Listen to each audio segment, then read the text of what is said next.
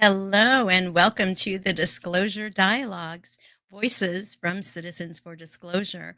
I'm Lesley Klein, your host today, and this is a very special coverage of the task force hearing that's going to be starting in less than 30 minutes.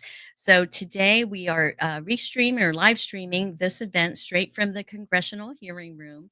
And I've got several Citizens for Disclosure state coordinators with me today, and I'm going to introduce you, and we're going to get this party started. So first, I have Mr. Alan Benz, and let me get you actually like this. There we go. So Alan Benz is the Arizona State Coordinator, and he is a UFO researcher. He has been a member, a field investigator, and staff librarian of the now defunct Aerial Phenomena Research Organization called APRO. He has been a member and a research specialist at MUFON, which is the Mutual UFO Network. He's the founder, president, and president emeritus of the Foundation for UFO Research. He's a member and lead organizer of the World UFO Group. And he was the pre-production background consultant for Columbia Pictures' Close Encounter of the Third Kind. So we are very honored to have Alan Benz with us. Alan, welcome. Hello, how are you? I'm so glad that you're here. Next, we've got Natalie Moore. I'm going alphabetically here. So, Natalie is the Tennessee State Coordinator for Citizens for Disclosure. Her journey into UAP disclosure started after she watched the congressional hearings back in 2023 and 2024.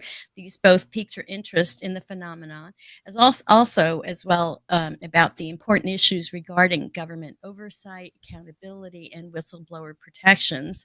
Since then, she's been closely following the topic and has been actively reaching out to congressional members to advocate for UAP advocacy. So she's working on her PhD in instruction technology design from the University of Alabama. Please welcome Natalie Moore.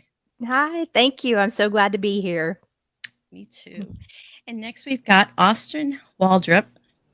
Austin is the South Carolina Citizens for Disclosure State Coordinator. He comes to us from the upstate of South Carolina, which is near the mountains. He has researched and had an interest in UFOs and the paranormal for over 20 years, and he's come face to face with the phenomenon itself. So, welcome, Austin. Hello, nice to be here. I'm so glad you guys are here. We have a couple of other coordinators that will be joining us later, but in the meantime, I wanted to share, introduce who we have here, and we've got about 25 minutes before the hearing starts. So I wanted to talk about the actual witnesses. We do know who the witnesses are, and I'm going to share who they are, and then let my state coordinators here talk about what they think of these different whistleblowers and witnesses, really. So the first one we have, and let's see how I can add to the stage. First one here, is Jeffrey Nuccicelli. He is a frontline military witness with direct ties to multiple high strangeness UAP events at Vandenberg Air Force Base. I think it's called a Space Force base now. And he has actively participated in investigations and the push for transparency. So we're expecting Jeffrey to be part of like the first witness today. Do you all have any insight into Jeffrey? He's a U.S. Air Force veteran. I know you guys have read testimony. Right. I do know that what he's going to be speaking about, it validates what Ryan Graves spoke about in the first hearing. He talked about the giant square at Vandenberg Air Force Base. So this is also bringing that back full circle. And then, we're also talking about some of the things that he experienced personally. So he was on interviewed on Weaponized with Jeremy Corbell and George Knapp, and it was a very interesting interview for sure. He has documentation of it. Ah, looking forward to hearing that. Anyone else? Yeah, I saw his thing on Weaponized with Corbell and Knapp, and I thought he did a good job there. There's been a number of incidents there at Vandenberg. The one that I'm most familiar with is the one with Robert Jacobs, who filmed the interception and destruction of a missile warhead back some time ago. And then when the film crew got back to the base location, because they were off base when they did it, they were called into a special meeting there, and there were the guys in the suits there to tell them that they are confiscating the film, and that what you saw, you didn't see, it never happened, and you would be well advised to shut the F up, because you never know what's going to happen. And yeah, and I mentioned that on the Thursday meeting, Zoom meeting, and I think it was Victor who said that, yeah, he remembers Jacobs, and he said he's very outspoken and direct, and not the least bit diplomatic. So he didn't know about the propriety of having him as a witness, but. Anyway, so that's my take on the Vandenberg thing. Got it. All And right, next. Oh, go ahead. as, Go ahead, Austin. as for me today, I'm just excited that he's going to be testifying. He has an attitude that we should fearlessly pursue the truth. And just him being a witness today is just a testament of how far we've come in UAP disclosure. So I'm excited to hear all of his testimony about the Vandenberg Air Force Base incident and what things we may glean from that. Excellent. Next up, we've got Chief Alejandro Wiggins, and he is a UAP witness, I believe, with the U.S. Navy. He's a credible and high-ranking Navy technician who witnessed dramatic transmedium UAP behavior, and his account has been supported by senior military officials. What have you guys learned about him, Chief Wiggins? I know he's been on Yes. several podcasts. I feel like what we're going to see here is, again, coming back full circle to some of the past reports. For example, David Fravor's incident on the USS Nimitz with the Tic Tac. His story also involved 2 Tic Tacs that came out of the water. So then again, we're pulling back on Commander Fravors and also Admiral Tim Gallaudet's testimony about USOs. He was also on the 2019 USS Russell and saw, I don't know if you've seen the videos of the upside down pyramid, but all of these took place in the Southern California coast. So it's kind of indicating there's a hot spot going, something's going on out there. So, and actually back in 1953, there actually was another incident, even back that far, near Catalina Island, where Kelly Johnson, an aerospace engineer, he looked out over the water and he saw something. And there were also some Lockheed Skunk Works pilots, crew pilots and engineers who saw a disc-shaped object. So I think that's in the Project Blue Book files. So I'm really interested to see this, and I'm excited to hear his testimony as well. Alan or Austin, do you have any comments to make? No, I'm not that familiar with Wiggins there, so I will bypass. Next. So for me, what's most significant about Chief Wiggins coming forward is that people always speak about wanting hard, concrete facts. And here we have a senior chief who is also a radar specialist, and he comes with us with valid and strange skilled observations. So he is in a position to not only give a witness, but to give observables that are also meaningful and quantifiable. And that's my takeaway initially, is having Chief Wiggins as a testimony giver. Yeah, good point. When they're trained to observe the radar and all these different things, they are definitely credible witnesses. Next up, which I think a lot of people were surprised by, is that George Knapp, the UAP um, uh, investigative journalist from KLAS TV in I guess Las Vegas, right? Uh, he is known for his early UFO coverage, which included Bob Lazar's testimony testimony witness, but also Skinwatcher Ranch. He's the host of Coast to Coast AM and Weaponized podcast, and he's also the recipient of the Moreau, Emmy, and Peabody Awards. So he has been around for a while, but I think a lot of people were surprised to see George Knapp, because we were told that these will all be firsthand whistleblowers. And I know he reports a lot of the firsthand people come to him. So he has talked to a lot of witnesses and interviewed them. But I didn't know that he had firsthand knowledge.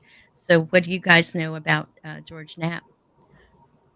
Well, I know about George Knapp from almost the beginning of his career there at KLAS there, and originally he wasn't really interested there. He was doing general investigating reporting, and also doing the mob scene there in Vegas, and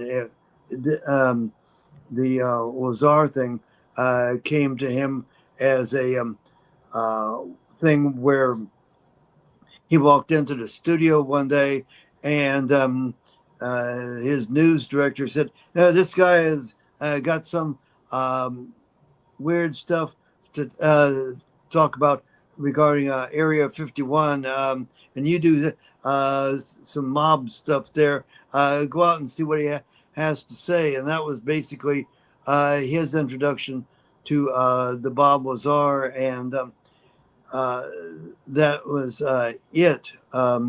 One thing, speaking of Lazar, back, I think it was 2016 or 17, Lazar, I think it was 17, but anyway, Lazar made the one and only public appearance other than what he had done with Knapp in the studio at the International UFO Congress, was held in Fountain Hills. And the only person that Lazar would allow to interview him in public was George Knapp. And so Knapp interviewed Lazar right there on the stage there at the IUFOC, and then afterwards retreated to his room. There was no public interaction with Lazar there, but I can tell from being there on the scene at that time that meeting room was absolutely filled, standing room only. And I think, if I recall correctly, that meeting room there at the site had a stated capacity of 2,000 people. And I think every seat in that auditorium was filled, and there was standing room only around the interior perimeter of the room. There's probably the largest actual crowd that I've ever seen in all my years in this area of endeavor. And Knapp has done a number of things over the years. So yeah, that's good. Some people think that he may be the uh, best person up there to give um, you might say media credibility to the subject. So that's my take. I Nick? just want to add something really quick in there. Um, we did want firsthand witnesses, obviously, but the context of this hearing, we know from Representative Luna's comments that they were running into roadblocks, getting clearances, witnesses dropping out due to fear for their life, and it actually is not very atypical to have press members or journalists in these types of hearings. And I question why in the 2024 hearing they asked Michael Schellenberger over George Knapp. So he also has experience where he went to Russia and has documents from where he talked to members of the Russian military about UAP as well. So I think he's actually going to have some good things to contribute that may sort of tie into firsthand knowledge. Yes. Austin, But did you what for me, what really ties it all together is the breadth and depth of George Knapp's experiences. He has had over 38 years of journalism. Um, Reading today's written statement of testimonies, there's a quote where people ask him if he believes in UFOs or if he believes in aliens. His answer, you would expect it to be yes, but his answer is no. He says he doesn't believe in them because he believes it's a news story. And it's not just a news story, it's an important news story. And he says that he believes that today. In other words, he goes beyond just does he believe, he's actually investigated. And 38 years, including time in Russia, investigating the UFO phenomena from that point of view, as well as Coast to Coast AM. I just find it amazing that growing up, I worked third shift and I would always get off work and hear Coast to Coast AM. And now some of these stories I've heard, Bob Lazar, they are going to be on the congressional record. For me, that's the biggest takeaway of having George Knapp is his background and the amount of time he's had in this field. And I think even though he's not a witness or a whistleblower, that his background and his time in the field makes him a very credible individual. Definitely. I think he's going to talk a lot about the whistleblowers and about the whole issue of whistleblowers bailing out at the last minute because they don't have the protections for them. And that's what a lot of the testimony I think today is going to be talking about. So let's take George off of there. The next person that, and I don't have a picture for him, it's Dylan Borland. He's a U.S. Air Force veteran, and I couldn't find a picture of him. He's a very brand new witness, and he is a former 1N1 geospatial intelligence specialist for the U.S. Air Force. And he was active duty enlisted from 2010 to 2013. So he's also a senior analyst, has the trained eyes. But I'm going to, we'll listen to his testimony. Do you guys, did you have any insight into Dylan? I have one quick thing to say. This guy's our powerhouse. This one's going to be our big ticket because he's not only got firsthand witness testimony, but he's also had experiences of retaliation as a whistleblower and coming forward. So he has some stories that really just encompass the whole purpose of this hearing that should shake legislators and Congress people to take action, change laws. Mm-hmm. Excellent. Austin or Alan? No comment. So for me, the biggest takeaway is that the way I can kind of sum up how I feel is he he does a very good job. He will blend faith and fact. So he comes in with himself. He in his initial bio, he talks about a lot of our viewers may come from a religious background, and he talks about a verse from Luke. It's Luke 8:17, where he talks about what is in the darkness will be disclosed in the light and brought forth the truth. And he balances that with fact. He's a geospatial specialist. He has the background, he has the experience, and he comes in with conviction. And I think today we're going to see a lot of facts and we're going to see a lot of convictions. And for me, facts and convictions make a very, very powerful testimony. Definitely. We got 7 minutes coming up. They'll be starting. All right. So the fifth, we got this last witness. Let's see, happening. Joe Spielberger. They just announced him, I think, yesterday. So he's a minority witness. He's the senior policy counsel for the Project on Government Oversight, also known as POGO, POGO, and he champions whistleblower protections, government ethics, and transparency before Congress. So he's kind of I think he's going to talk a lot about the whistleblower protections and how important that is, because that's what his office specializes in. What do you guys have to share about this Joe Spielberger? I hope that he has testimony of actual whistleblowers he's worked with that have faced retaliation. I have a feeling he might. I kind of feel like maybe they are putting him on the list to drive home their point about whistleblowers, why whistleblowers need protection, and let's hope he has some stories about retaliation to bring some of those things to light. That's what I'm hoping for. Mm-hmm.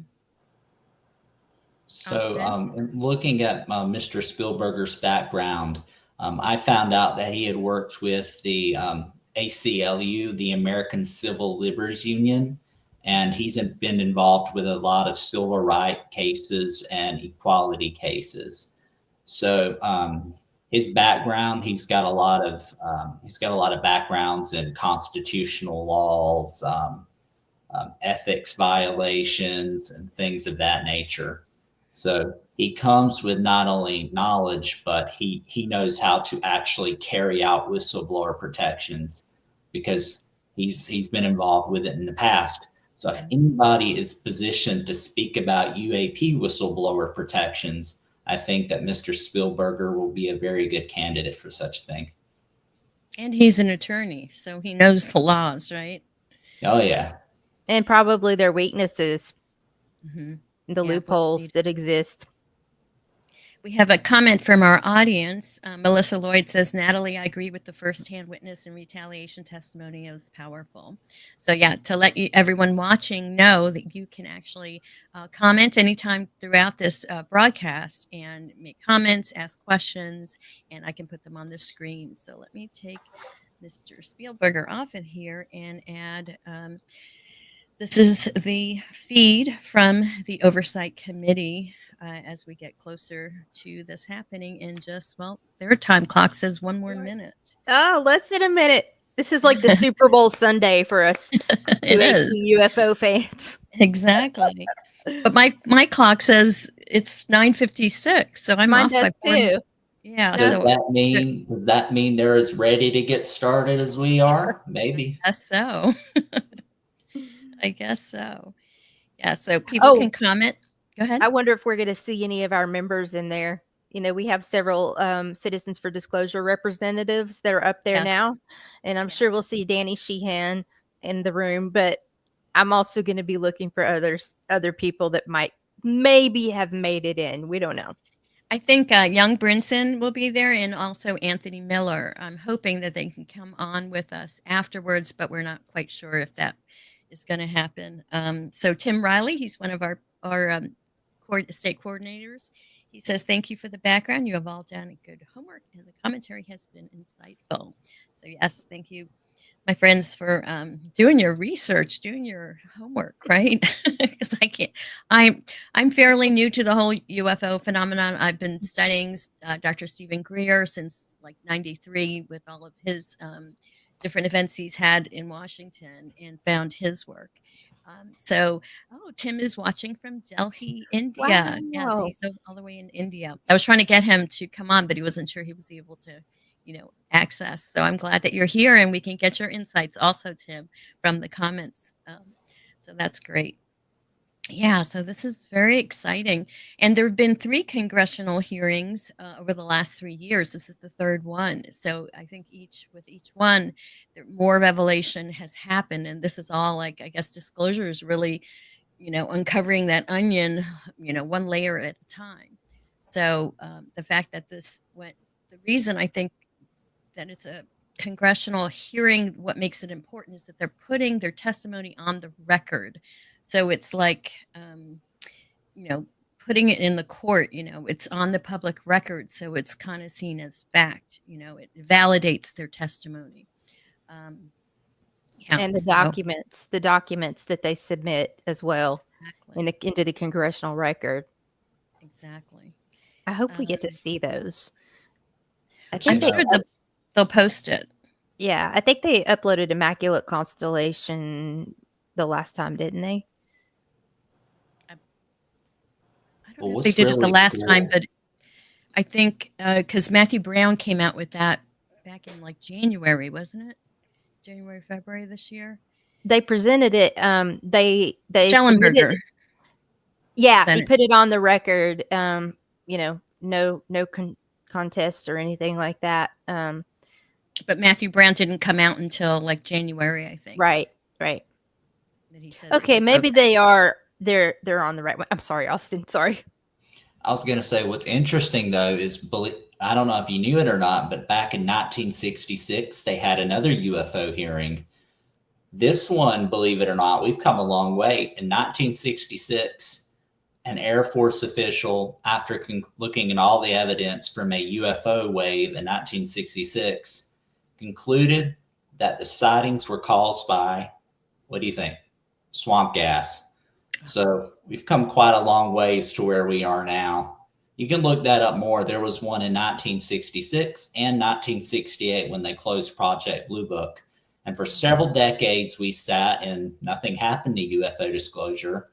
And now we are here and we're talking about firsthand crash retrievals and UAP witnesses. So we've come a long way since then. Mm-hmm. Tim saying it's posted on Matthew Brown's website, the report. Mm-hmm. And Natalie's saying she just figured out how to comment. Sorry. She commented first. I was trying to figure out how to respond to the list and Tim. Yeah, and then I figured out how to log in. So I'm like, okay. There you go. You should be able to comment right from where you're at. Okay. Oh, does it automatically show our comments when we post? If you go up to where it says comments, I think you can then comment for everyone that's watching. Oh, I don't want to do that. I don't want everybody to see all. So it's not like a conversation. It automatically pops chat. Up. Yeah, the private chat. The comments. So if you make a comment, will go live. Yes. Okay, I'm not going to do that. It's okay. Because the last time we had the UFO disclosure, I think Anthony was responding to some people's comments, that we weren't able to because we were doing having other discussion. So I've got it that it's 10 o'clock. They've got 10:04. Of course, these things never start on time. I wanted to ask you guys this. So for these whistleblowers, witnesses that are coming forward, what's at stake for them? And we talked about this a little bit, but I know that this is pretty serious for them. What's at stake for them, do you think? Well, from my background and knowing at least one, two whistleblowers personally, and then knowing the Bob Lazar story fairly well.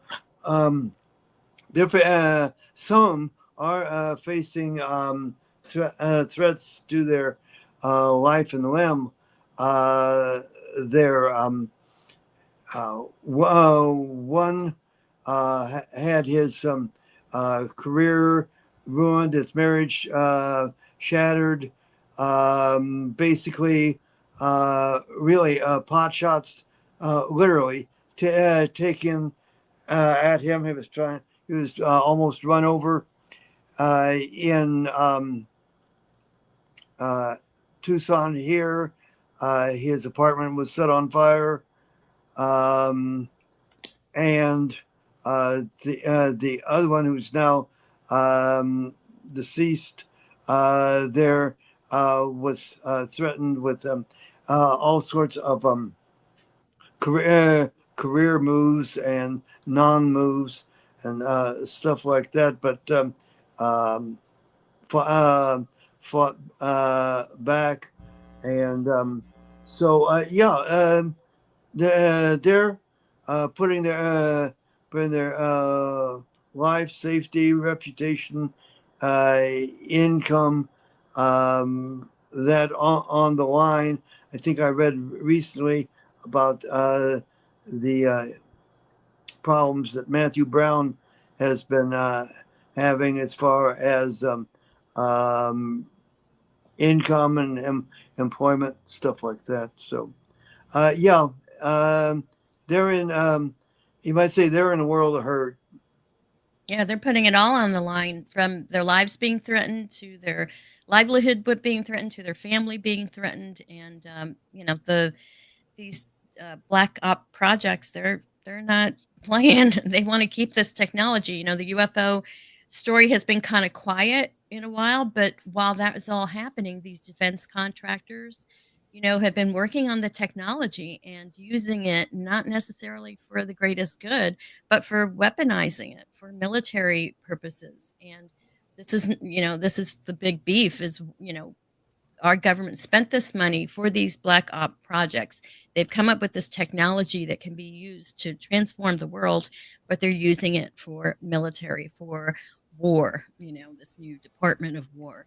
So, go ahead. Go ahead. Go ahead. Oh, go ahead, Alan. Well, what I was going to say is a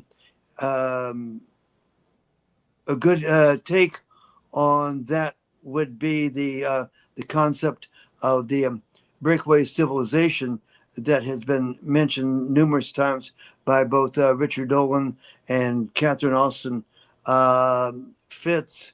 And she did a program with Dark Journalist a number of years ago called The UFO Economy. And it was her take, probably still is, that you cannot understand the current world economic and This political. hearing of the Task Force on Declassification of Federal Secrets will come to an order. Welcome, everyone. Without objection, the chair may declare a recess at any time. Additionally, without any objection, the following members are waived onto the task force for the purpose of questioning witnesses at today's hearing: Representative Biggs of Arizona, Representative Begich of Alaska, Representative Ogles of Tennessee, Representative Titus of Nevada, and Representative Moskowitz of Florida. There are no objections. I recognize myself for the purpose of making an opening statement.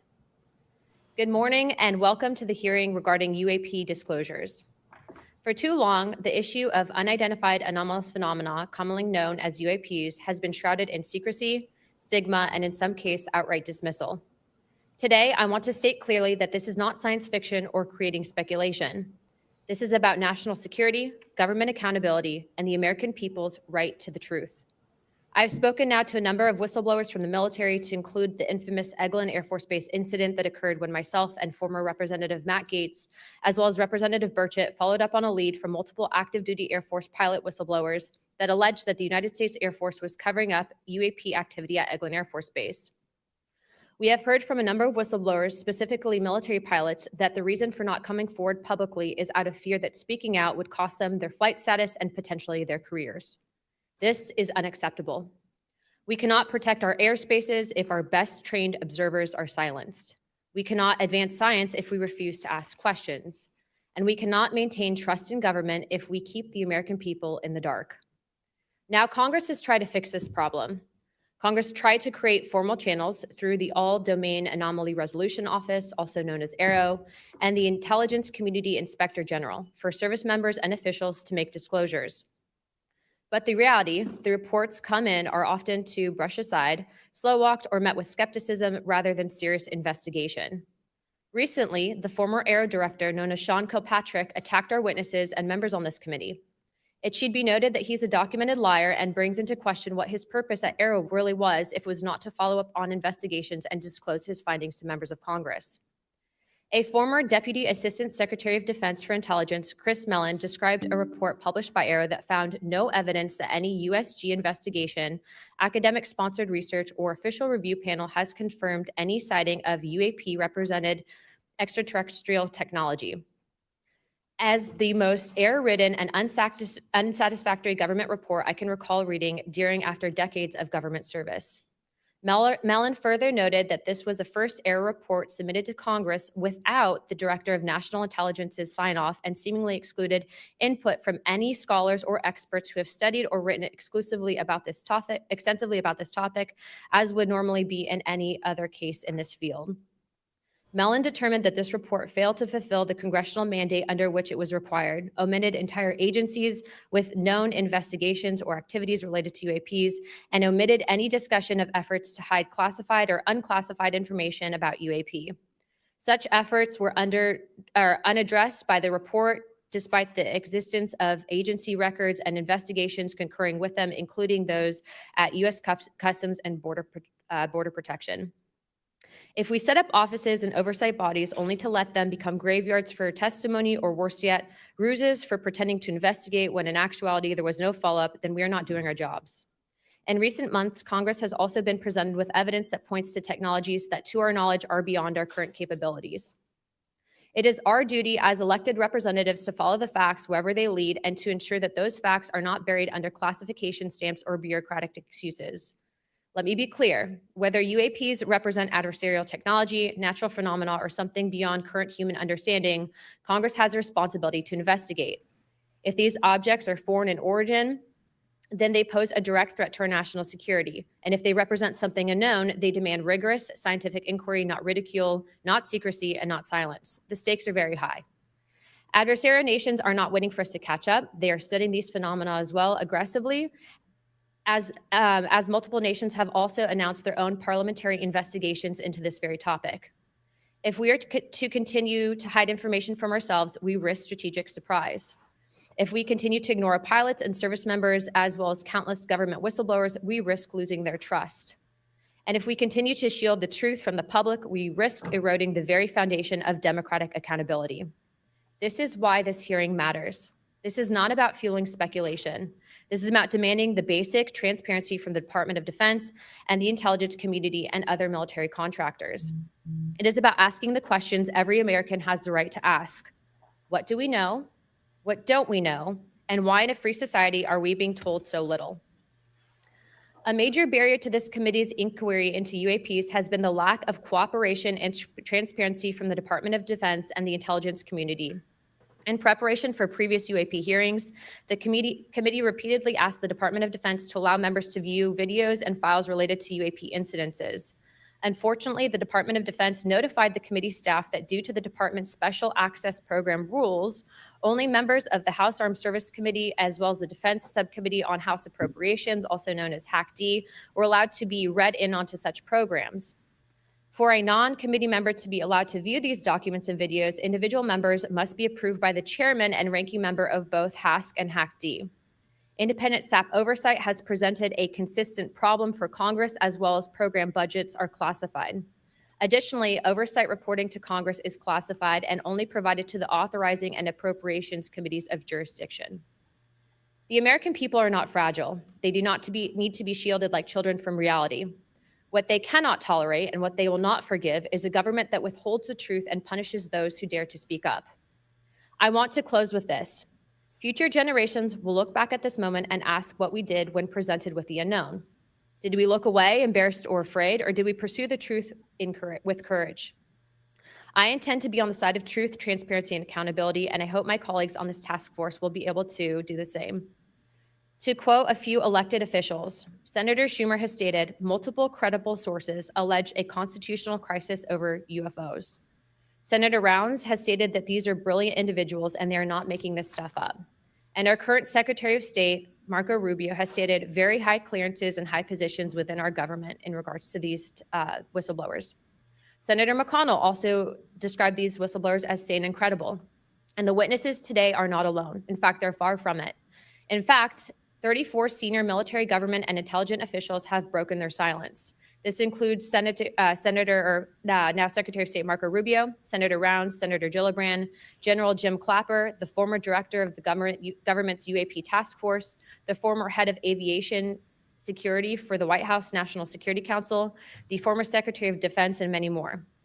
Again, to quote Secretary of State Rubio in an upcoming documentary known as The Age of Disclosure, even presidents have been operating on a need-to-know basis that begins to spin out of control.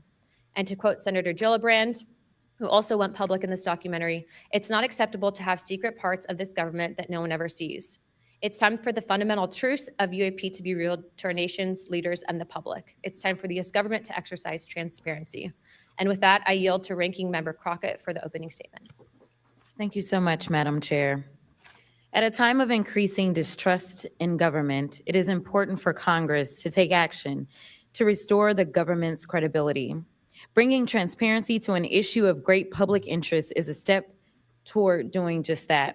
So I thank Chairwoman Luna for calling this bipartisan hearing to discuss unidentified anomalous phenomena, or UAP, which is today's term for what was commonly known as UFOs, unidentified flying objects.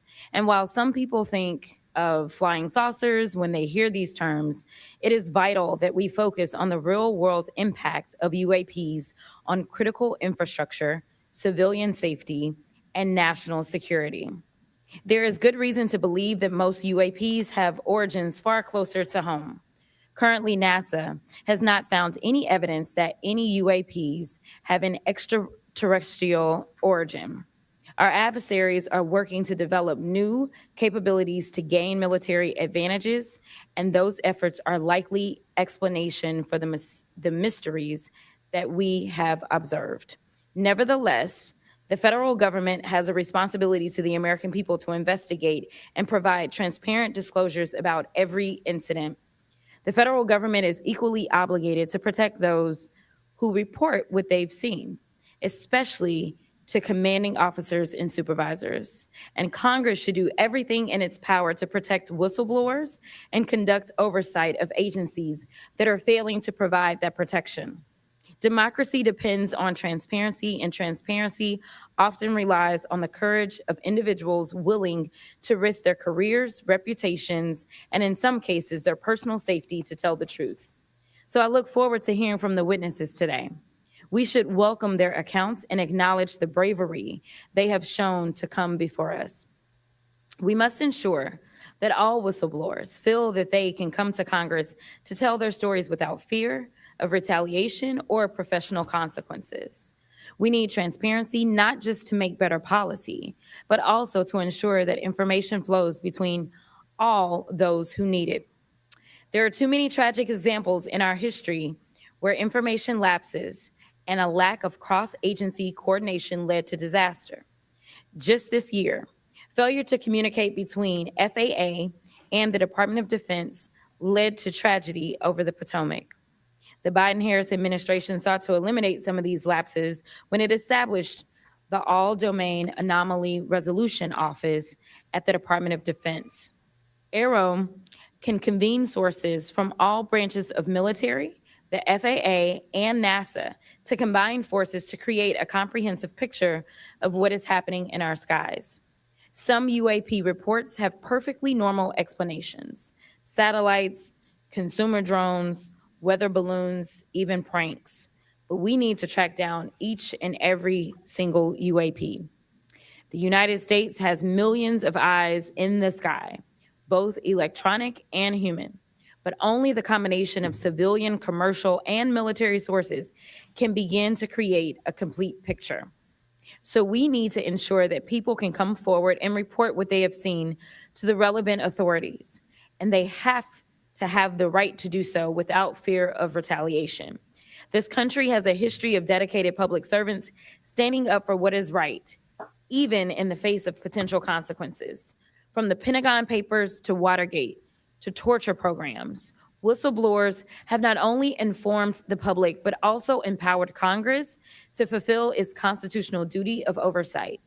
Past Congresses have written laws to grant legal protection for whistleblowers, and it is up to us to work responsibly with all sources to hold the executive branch accountable.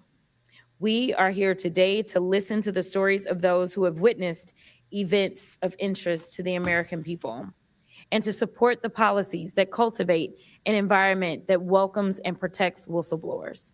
I hope this hearing will be an example of the respect and protection whistleblowers deserve and the importance of conducting oversight of the federal government. I yield back. I am pleased to welcome the panel of witnesses for today's hearing. I'd first like to welcome Mr. Jeffrey Nusatelli. He's a United States Air Force veteran and a career federal employee with more than 20 years of experience in national security, law enforcement, and public administration. Next, we have Mr. Alexandra Wiggins. Mr. Wiggins is currently serving as a Senior Chief Operations Specialist in the United States Navy. Mr. Wiggins is testifying in his personal capacity today and not on behalf of the United States Navy. Next, I would like to recognize the gentlewoman from Nevada, Representative Titus. Thank you very much, Madam Chairman, ranking members, for allowing me to sit with you on this panel today. I'm honored to be able to introduce a witness here who is from my district, George Knapp, who has been the definitive expert and reporter on this topic that you're exploring today, UAPs or UFOs. George is a longtime friend, I'll say that up front, but a very respected journalist and a recognized expert in this field nationally and internationally. Just a little something about George. He came to Las Vegas in 1979 and joined KLS television station as a general assignment reporter in 1981. Since 1995, he's been the chief investigative reporter for that channel. He also hosts a national radio show you can listen to on Coast to Coast AM, which covers many of the paranormal topics that y'all are discussing.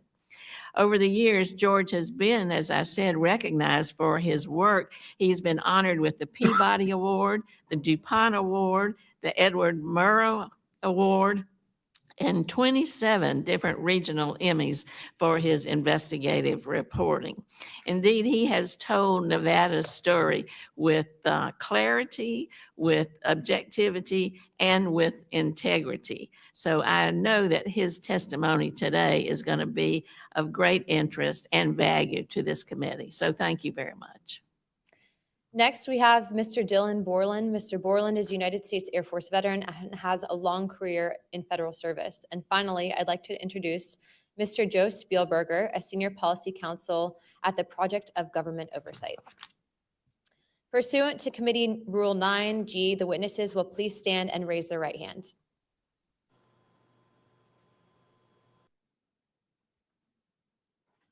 Do you solemnly swear or affirm that the testimony that you're about to give is the truth, the whole truth, and the nothing but the truth, so help you God? Let the record show that the witnesses answered an affirmative. Thank you. You may take your seat.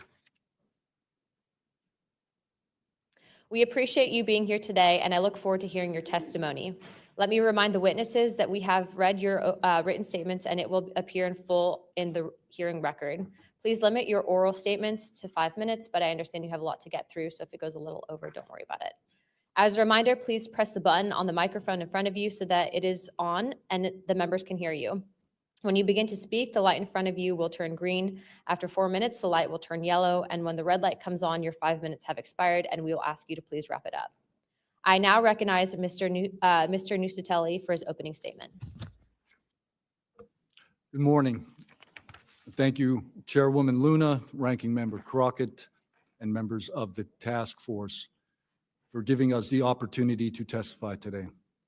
My name is Jeffrey Nusatelli. I'm a former military police officer with 16 years of active duty service in the U.S. Air Force. I'm here today because the American people have both the right and the responsibility to know the truth about unidentified aerial phenomenon. That truth remains hidden, classified, and silenced by fear, retaliation, stigma, and confusion. Today, we are here to help break that silence. Between 2003 and 2005, 5 UAP incidents occurred at Vandenberg Air Force Base, home to the National Missile Defense Project, a top national security priority. At the time, we were conducting launches deemed by the National Reconnaissance Office as the most important in 25 years. These were historic launches. These facilities were vital, and they were repeatedly visited by UAP. Each incident was witnessed by multiple personnel, documented, investigated, and reported up the chain of command. We sent information up, but we got no guidance down on how to handle these events. I personally witnessed one of these events and investigated others as they occurred. 6 other service members have provided me with the information that I will share with you today. The incursions began on October 14th, 2003, when Boeing contractors reported a massive glowing red square silently hovering over 2 missile defense sites. After several minutes, it drifted further east onto the base and vanished over the hills. This event, now known as the Vandenberg Red Square, was referenced by Representative Luna at the first hearing on this topic. Official Air Force records of this event are in possession by Aero and the FBI. Later that night, while I was on duty, security guards at a critical launch site reported a bright, fast-moving object over the ocean. I responded to the incident. Chaos ensued over the radio as the object approached rapidly. I heard my friends screaming, "It's coming right at us, it's coming right for us, and now it's right here." Moments later, I heard them say that it had shot off and was gone. When I arrived on scene, I talked to 5 shaken witnesses who described a massive triangular craft larger than a football field that hovered silently for about 45 seconds over their entry control point before shooting away at impossible speed. About a week later, another patrol reported a light over the ocean behaving erratically. Believing it might be an unannounced aircraft, they declared an emergency, and an armed response force responded. Before the forces could arrive, the object descended and either landed or hovered on our flight line and then took off again at impossible speed. The witnesses to this event were threatened and intimidated afterward. They were told to keep quiet and think about what they were reporting. After that, things did get quiet until about 2005, when another patrol reported a massive triangular craft larger than a C-130 silently floating over the installation. He watched it for a few minutes. It traveled west and disappeared into the night. And then I had my own encounter, again in 2005. I was off duty, sitting in my backyard with 2 other police officers when we noticed what first appeared to be a satellite in orbit, but it wasn't acting like a satellite. The light was strange, it was pulsing, and then it started to maneuver. It dropped in elevation. At times it would vanish from view and reappear in a different location in the sky, and eventually it reappeared 200 feet over my house. It was a 30-foot diameter sphere of light. My friends and I watched it for a moment, and then it gently accelerated and traveled up and disappeared into the stars. These events profoundly changed my life and the lives of my friends. We stand at a pivotal moment in history. The question is no longer whether these events are real, but whether we have the courage to face them. True leadership requires vision, a willingness to confront the unknown with transparency and resolve. So I ask the Congress to help we, the people, enact this vision. There are 3 goals. Fund independent research and treat UAP study with the same seriousness as we would any other scientific field. 2, end secrecy and overclassification. Transparency is the foundation of truth. Without it, witnesses like us are dismissed. 3, protect the witnesses. Many stayed silent out of fear for their careers, reputations, and the safety of their families. Protect them, and you will embolden others to join this cause. These phenomena challenge our deepest assumptions about reality, consciousness, and our place in the universe. Exploring them can unlock transformative breakthroughs in technology, biology, and human understanding. Let this be the moment when America chooses courage over fear, transparency over secrecy, and progress over stagnation. Let's show the world that our nation leads not only through strength, but through fearless pursuit of the truth. Thank you. Thank you, Mr. Nusatelli.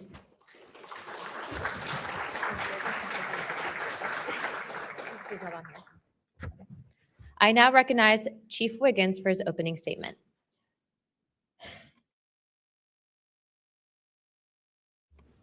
Please press your button. Thank you. Good morning, Chairwoman Luna, Ranking Member Crockett, and members of the task force and the committee.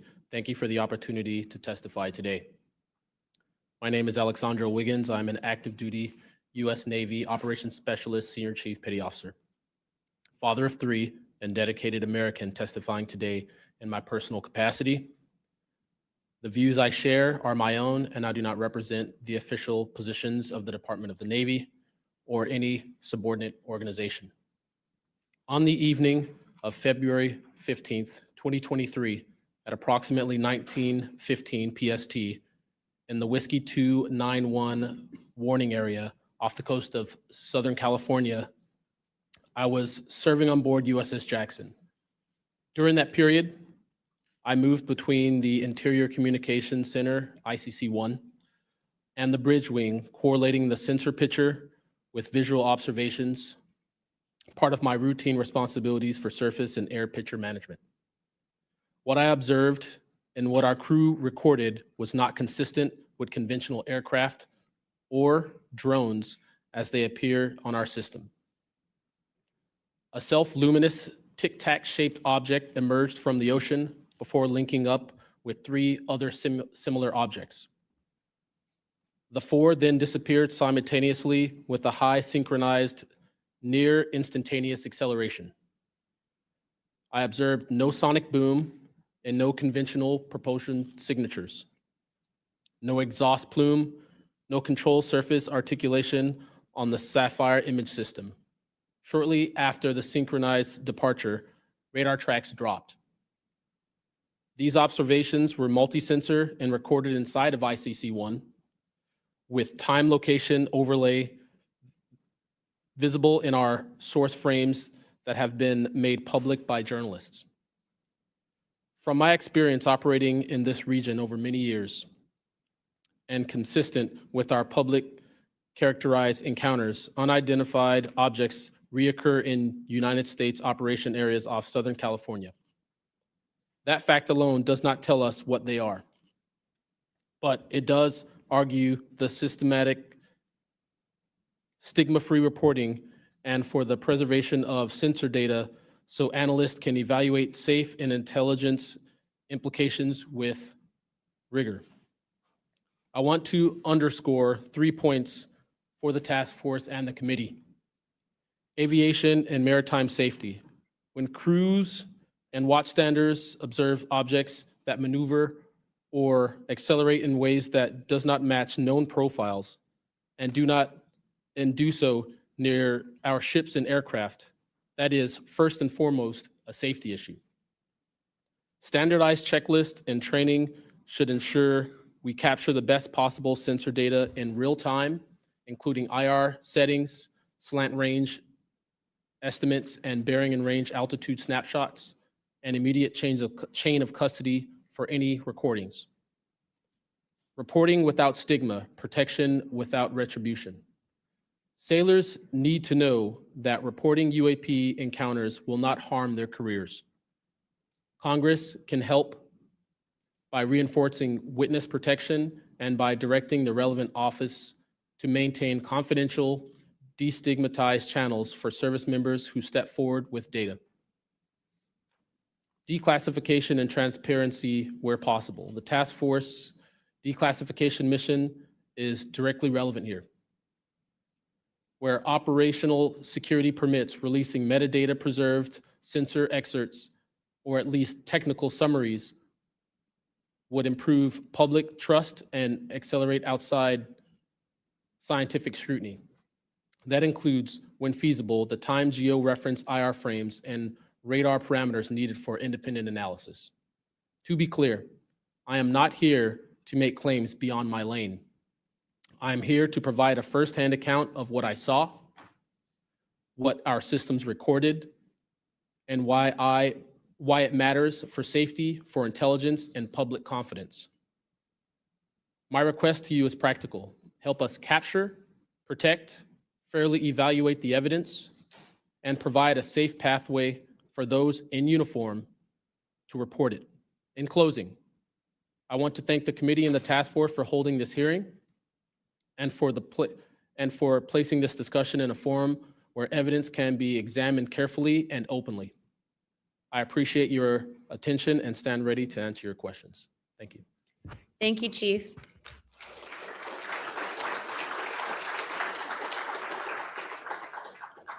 I now recognize Mr. Knapp for his opening statement. Good morning, Chairwoman Luna, Ranking Member, Ms. Crockett, and members of the task force. And Dina Titus, I just knew we were going to get you involved in this topic at one point. Great to see you here. I'm George Knapp, Chief Investigative Reporter at KLAS TV in Las Vegas. I began my pursuit of this weird mystery way back in 1987. And for 38 years, I've always approached this as a news story. It's not a matter of faith or belief. To me, it's a story, and it's an important one. I'm proud to be here alongside these witnesses today, men who have seen strange things and stepped forward to tell the world about it. Whistleblowers and witnesses who step up are routinely insulted, belittled, or worse. They risk their reputations, their careers, their clearances, their livelihoods, and sometimes much worse than that, even their freedom. I know that one of the goals of the task force here is to figure out ways to protect whistleblowers and witnesses. And it's a tall order because so many of the things that happen to witnesses like these are extra legal. They're carried out by persons unknown, as Mr. Dave Grush, sitting up at the top of the room, knows all too well, including events in recent days that have happened to him. I want to share a couple of things that I've learned along the way on this long journey, and I submitted most of that in written form because I estimate that my statement here today would take about 4.5 hours. So I'm going to try to jump over and touch on the more important salient points. I submitted a detailed written statement for the record, and we'll go into a lot of that here. But the public has been told over and over since the late 40s, there's nothing to worry about here.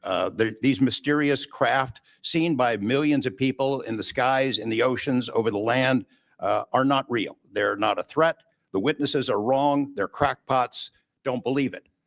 That changed for me. What got me hooked is the paper trail. Documents that were squeezed out of the U.S. government after the FOIA, Freedom of Information Act, became the law of the land. And those documents paint a much different picture than what the public, the press, and Congress have been told over many years. The documents from military and intelligence personnel behind closed doors admit that, quote, these things are real. They're not fictitious. They can fly in formation. They're evasive, and they outperform any aircraft known to exist, including ours. The public, of course, as I said, has been told something much different. Back in 1989, I reported about a guy named Bob Lazar, who claimed that he worked at a facility dubbed S4 out in the Nevada desert, very near to Area 51. He said he was part of a reverse engineering program. He said there are alien craft that will be taken apart to figure out how they operated out there. And that was a pretty tall order. I had clearly taken a dive into the deep end of the pool there. But in the years since then, I've interviewed dozens of other people, and I've detailed what their testimony has been in the written statement. They include Senator Harry Reid, Senator Howard Cannon, also of Nevada, a guy named Al O'Donnell, who was the first general manager of EG&G in Nevada, which managed the Nevada test site, which blew up hundreds of nuclear weapons. There's a guy named Dr. James Lakatsky, who was a career scientist with the Defense Intelligence Agency, who was the guy who initiated a program called OSAP, Advanced Aerospace Weapons Systems Application Program, which is, as far as we know, the largest acknowledged UFO program ever funded by the U.S. government, which put together an amazing pile of information that members of this committee and the world most of which they have never seen. The DIA still hasn't released 95% of what was prepared by that program at a cost of millions and millions of dollars. The one name I do want to bring up in this session, though, is Robert Bigelow. So looking into the idea of crash retrievals and reverse engineering, while OSAP, that program, was active, the DIA's contractor, Robert Bigelow of Las Vegas, made a bold attempt to acquire physical proof of UFO crashes.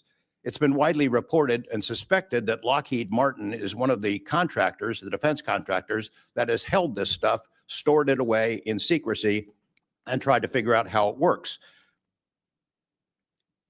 I have confirmed on the record that Robert Bigelow and a trusted colleague from OSAP met with and negotiated with senior executives at Lockheed Martin and hammered out a deal wherein Bigelow's company, Bass, would receive a quantity of unusual material that had been stashed away and protected at a facility in California. That material was not made here. I want to move on now to the Russia files, because that was going to be sort of the central impetus of what I was going to talk to you about today. Back in the early 90s, I got into Russia, met with a number of their defense officials, Ministry of Defense and others, who confirmed for me that Russia had been doing the same thing that the United States had been doing, that is, secretly studying UFOs while publicly saying something completely different. The documents and interviews that I obtained and have now shared with this task force show that the USSR launched what is almost certainly the largest UFO UAP investigation in the world.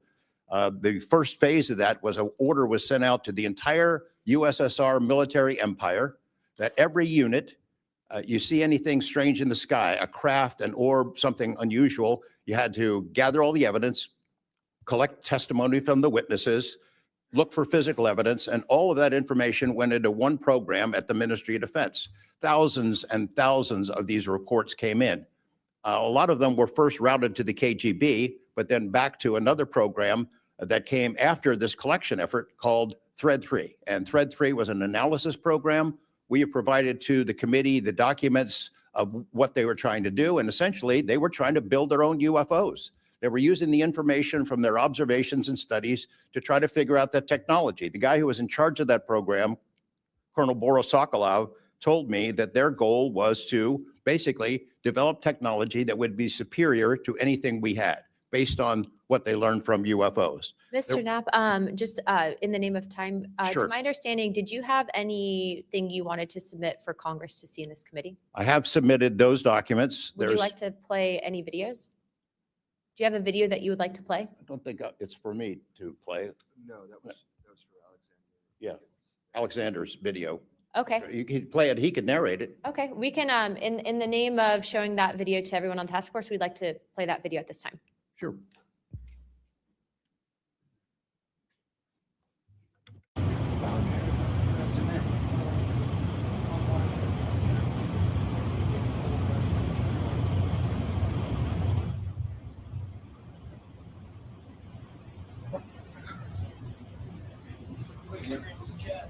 Wouldn't surprise you, I tell you. You call it the VVSS team. Yeah, like 22,000 feet.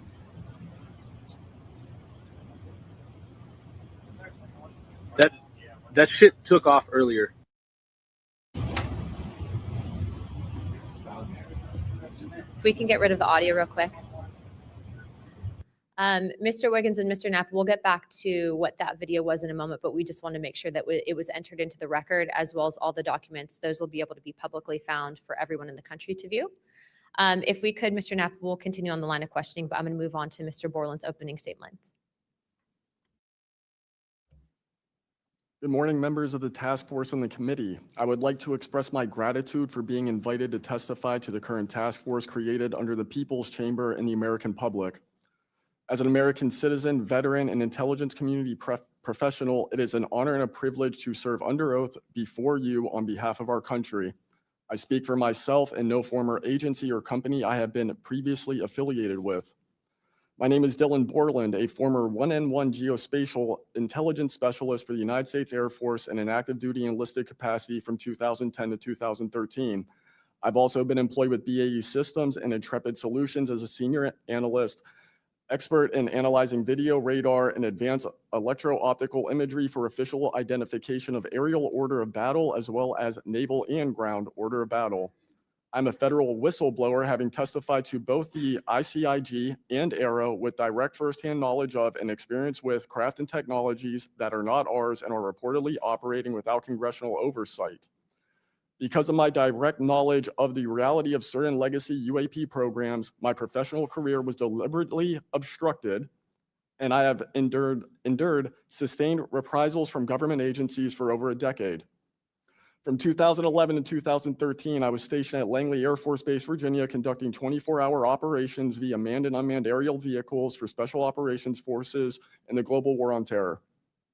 During the summer of 2012, my team was on standby for weather, and I returned to my barracks on base, and at approximately 01:30, I saw an approximately 100-foot equilateral triangle take off from near the NASA hangar on the base. The craft interfered with my telephone, did not have any sound, and the material it was made of appeared fluid or dynamic. I was under this triangular craft for a few minutes, and then it rapidly ascended to commercial jet level in seconds, displaying zero kinetic disturbance, sound, or wind displacement. Some years after that experience, I was further exposed to classified information from the UAP legacy crash retrieval program through a sensitive position I held within a special access program. During this time, intelligence officers approached me in fear for their own careers, citing misconduct within these programs and similar retaliation that I was already enduring at this time. These issues include medical malpractice committed by Veterans Affairs staff, denial of work I performed while enlisted in the United States Air Force, forged and manipulated employment documents, workplace harassment, including colleagues being directed to not speak with me, manipulation of my security clearance by certain agencies, blocking, delaying, and ultimately removing my ability to be employed within the IC. The retaliation I face and the retaliation against individuals I know who worked in these programs is what convinced me in March 2023 to become a whistleblower. I came forward out of concern for people's lives and to ensure I did everything I could to let our elected representatives know the truth about what is really happening in the executive branch. At the end of March 2023, I agreed to meet with AARO following the suggestion of other federal officials believing it was what our nation required of me. I had reservations with AARO due to assessments they were reporting publicly at the time as a misrepresentation of the truth. Because of these concerns, I did not share sources and methods information in order to protect current and former federal personnel who had firsthand exposure to technologies of unknown origin. I did not want anyone to face further retaliation beyond what they had already endured. And unfortunately, a staff member ended up getting in some trouble because of that. After David Grush testified under oath in the summer of 2023 and provided historic disclosure, I was then asked to go to the ICIG and did so in August 2023. It was very clear early on during my intake interview, which was video recorded under oath, that the objective was to solely assess how much I know and not move forward with an investigation with new information I provided them. The aftermath of that IG complaint still troubles me to this day. Since my ICIG complaint, I've been prevented from resuming prior employment and can confirm I'm still blacklisted from certain agencies within the intelligence community. In addition, multiple agencies attempted phishing attacks to assess what I had divulged to the Inspector General, including being asked to disclose details of my ICIG complaint during a CI polygraph for a position unrelated to UFO UAP matters as recently as November 2024. As I sit before you today, I and many other whistleblowers have no job prospects, no foreseeable professional future, and a nation every single one of us came forward to defend. Numerous individuals have come forward in various ways to reveal the truth of the UAP reality as patriots and defenders of our nation. Yet many feel discarded, isolated, hopeless, separated from the country they serve. Efforts to rectify this situation for all whistleblowers have been difficult and troubling. And to my fellow whistleblowers and officials who know this information, I offer you my apology, something that I have never gotten, and I'm giving it to you. I swore an oath to the Constitution of the United States, an oath that demands truth and transparency for our democratic republic to function. Each day, these truths remain hidden from our citizens. Humanity drifts further from the principles our nation was founded to uphold. Each day, victims of crimes committed by agencies and companies maintaining this secrecy are denied justice is another day our Constitution is shredded. In 2023, Patriots provided this committee and the executive branch with undeniable proof of the UAP reality, and I commend your continued commitment. The future of humanity is one which we either travel to the stars or regress to the Stone Age with this technology. My career has been to deliver critical information to decision makers. Your role as elected by your representatives is to act on it. The time to act is now. Thank you.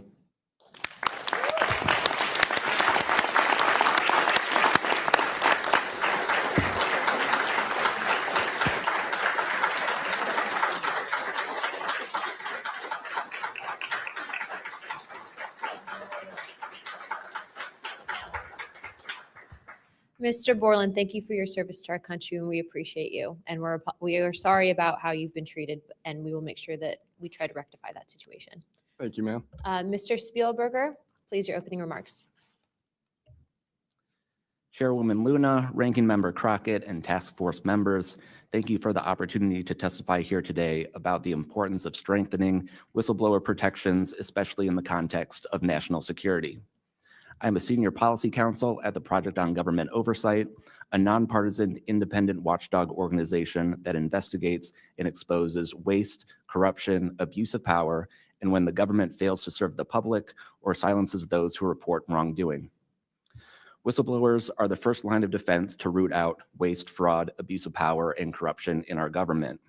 Congress relies on whistleblowers so that it can fully exercise its oversight and legislative authorities. It's understandable that former presidents of both parties have often taken a hostile approach toward whistleblowers. Their disclosures can embarrass the president and their political party or even lead to a national scandal.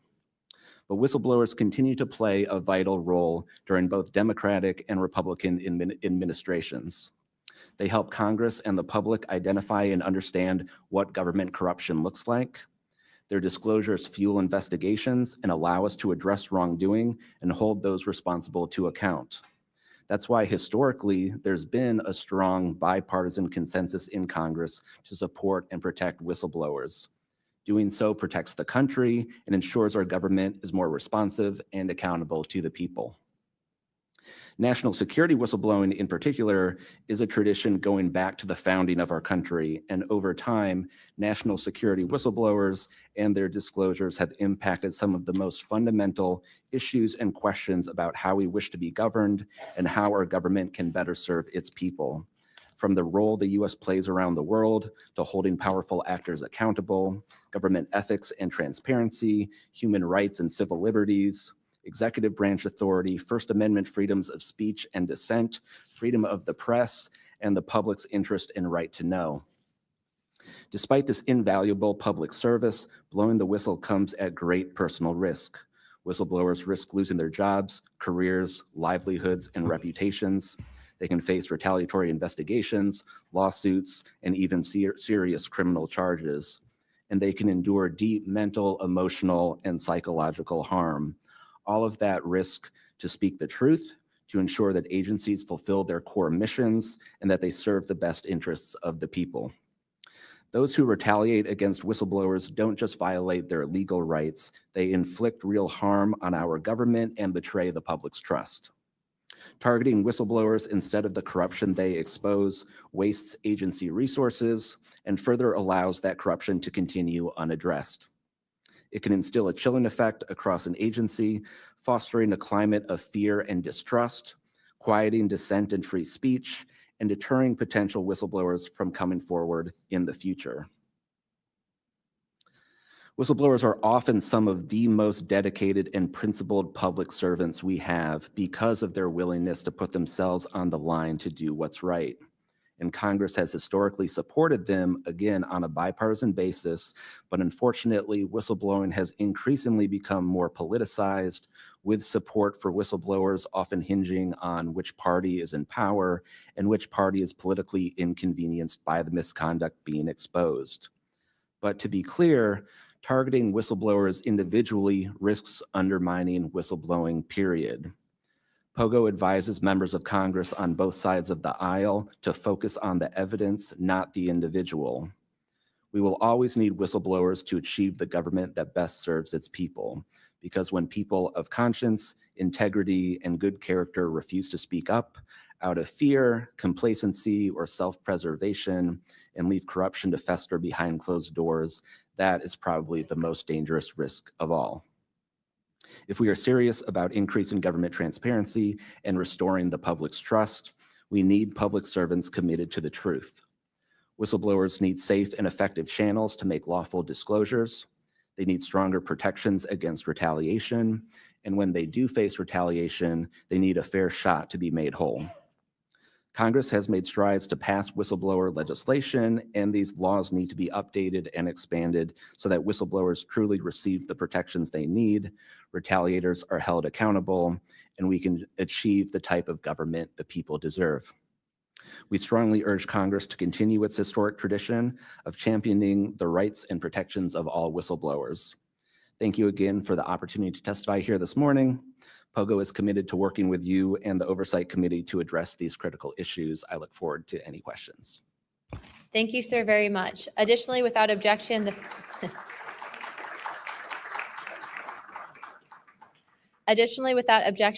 following members are waived onto the task force for the purpose of questioning witnesses at today's hearing: Representative Perry of Pennsylvania and Representative Grothman of Wisconsin.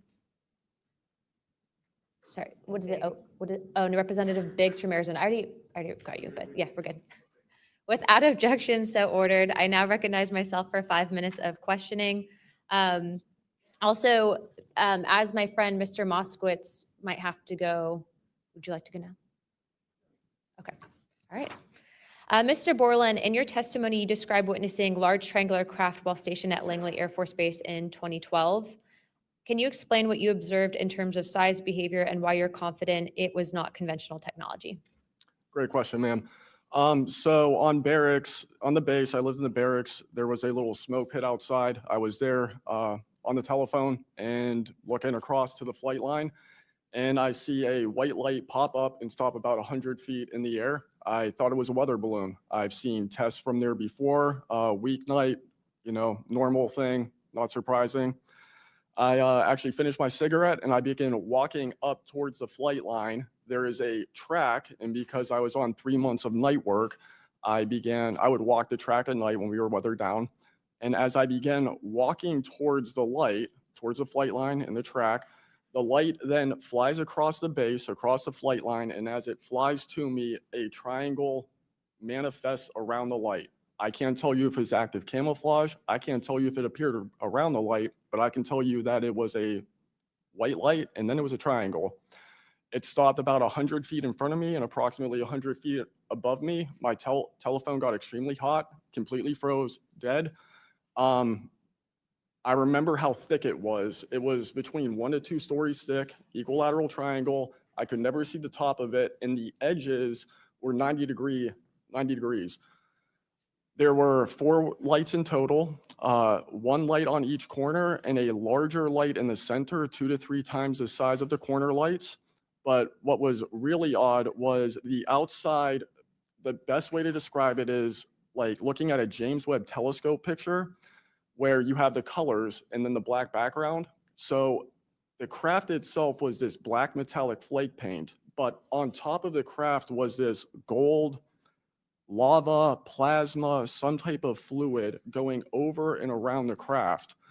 I'm under this for about 2 to 3 minutes, and then the center light flashes 2 to 3 times, no sound, immediately shoots up to commercial jet level minimum, in my opinion, and I immediately feel static electricity all over my body, and then I smell the smell of after a thunderstorm or lightning storm, that really strong summer thunderstorm smell. Gets up to flight level. I'm trying to get my phone reset, and I can only see the center light at this point. If I didn't actually see it take off, I would have thought it was a star. And then it hovers up there, and it begins to slowly move due east out over the Atlantic Ocean. I finally got my phone reset. The entire thing was about, from the time I saw the light pop up near the hangar until it took off out over the ocean, was about 15 minutes. And following up to that question, after you disclose this information to the intelligence community inspector general, you're subject to phishing attempts and job blacklisting. How widespread do you think this is across the intelligence community for those who raise concerns regarding UAP programs? It's a difficult question to answer. I think prior to David Grush and people beginning this process of bringing people into awareness of the reality of these programs and certain things people have witnessed, probably extremely widespread. I think today there's still an issue, but because people are able to come before you and people are speaking out, I think it has been somewhat less. I would hope, though, that people would, because if this goes back into closed doors, this is going to get really ugly. What type of behavior have you witnessed from former Aero director Sean Kilpatrick as well as his staff in relate to this information you provided to them? Did they ever try to classify this information as non-human technology?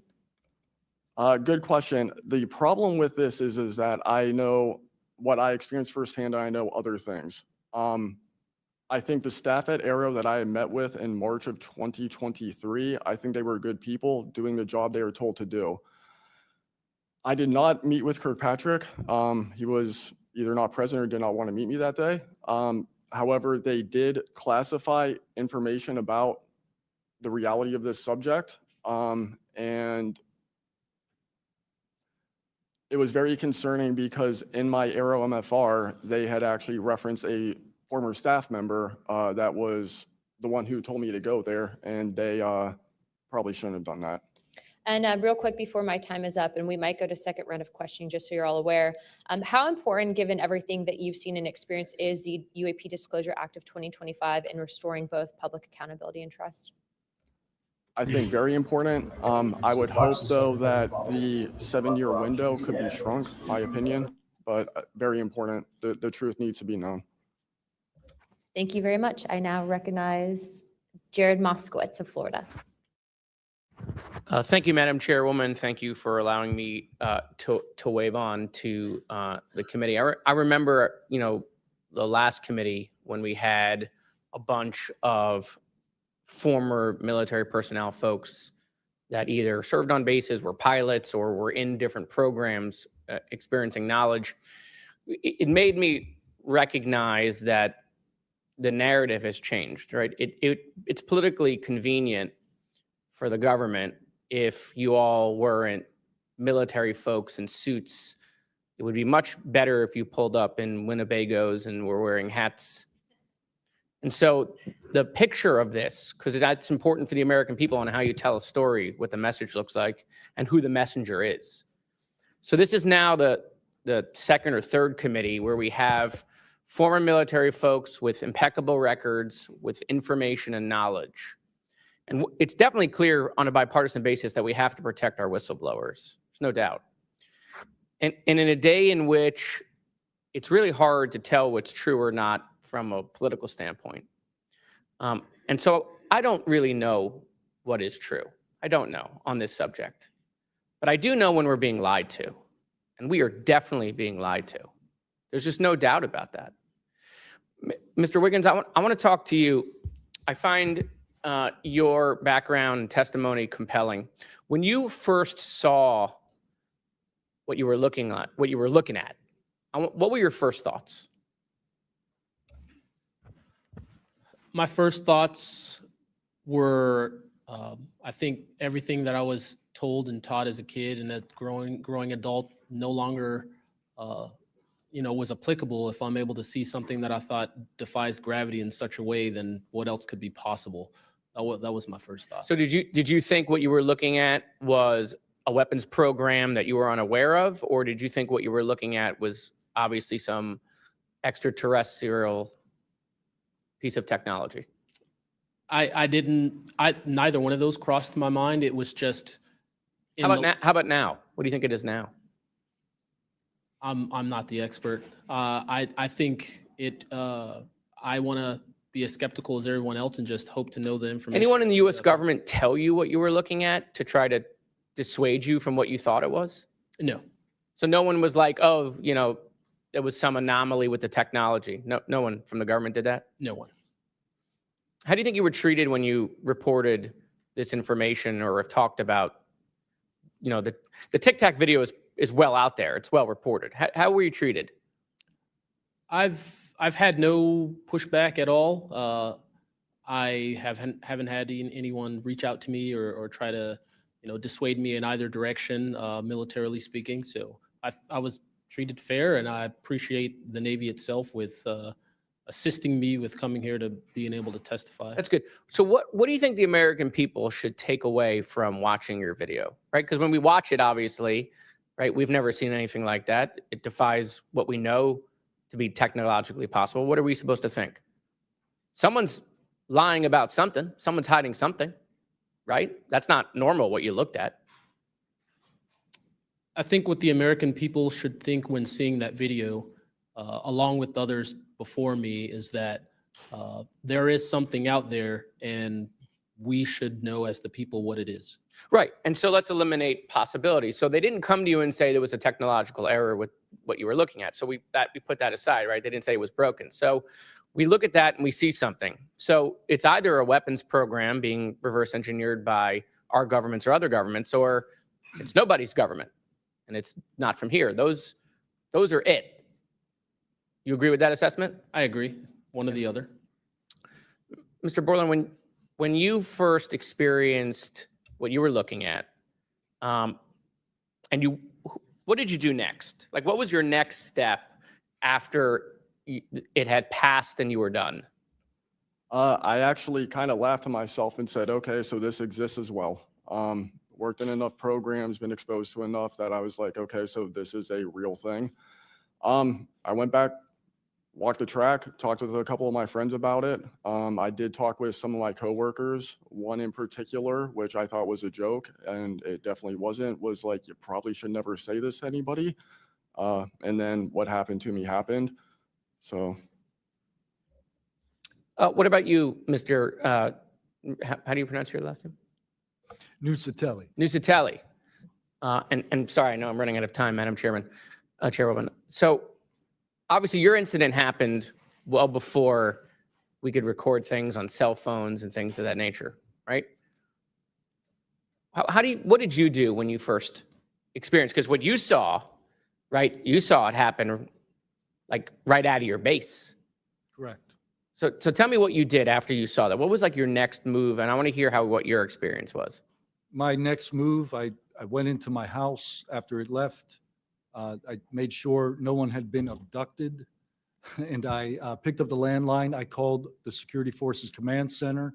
I reported it. I requested that they give me a call back and make notifications up the chain of command. I got a call back in about 15 minutes. They reported that the weather station reported no balloons or aircraft, nothing on radar, no aircraft inbound or outbound. So I got that notification.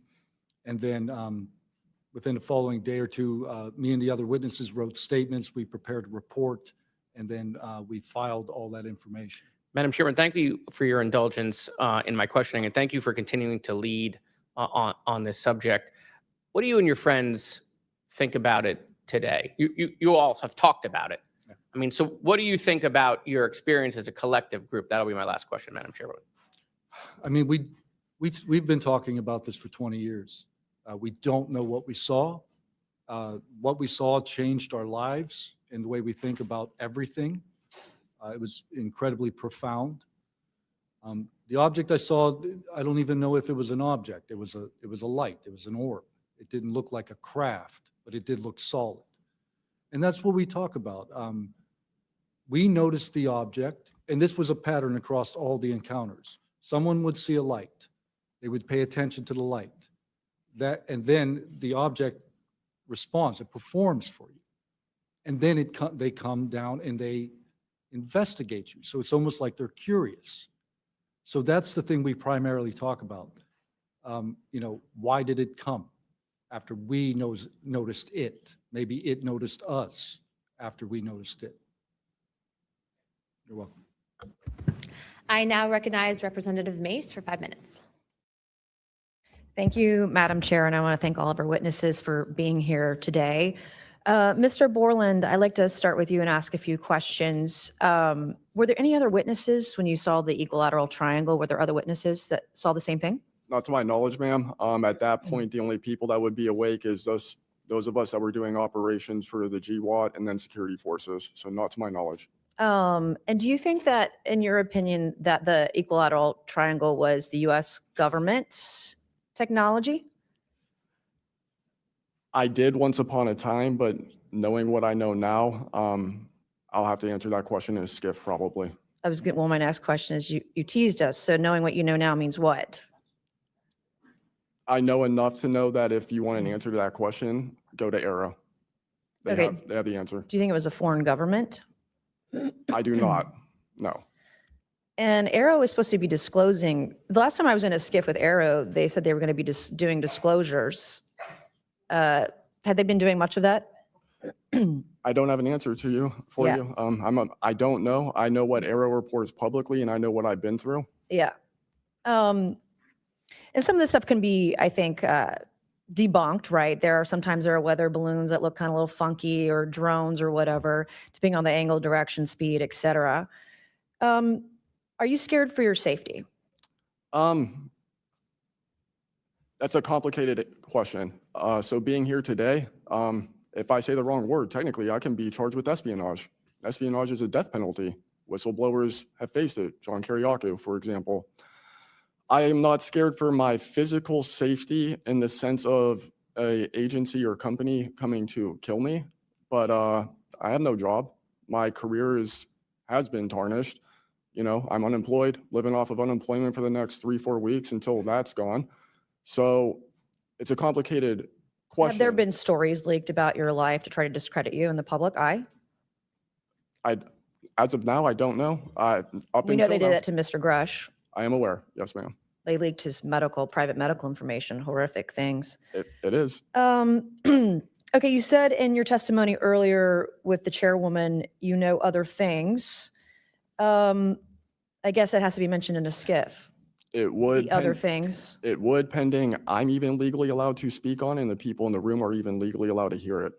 And is that, would we need to know the compartmentalized word, like what the code word is, or the name of the program, the special access program, in order to even hear it? You have to know the word, right? I would the name of it, right? I would suggest that to be asked to DNI Gabbard and work with her for that, because I can't give you the answer on what is the requirement. But this is what the U.S. government does, right? They compartmentalize the information. Only certain people know the name of the program, and if you don't know it, you can't get the information. If you don't have the name, you don't know what to ask for.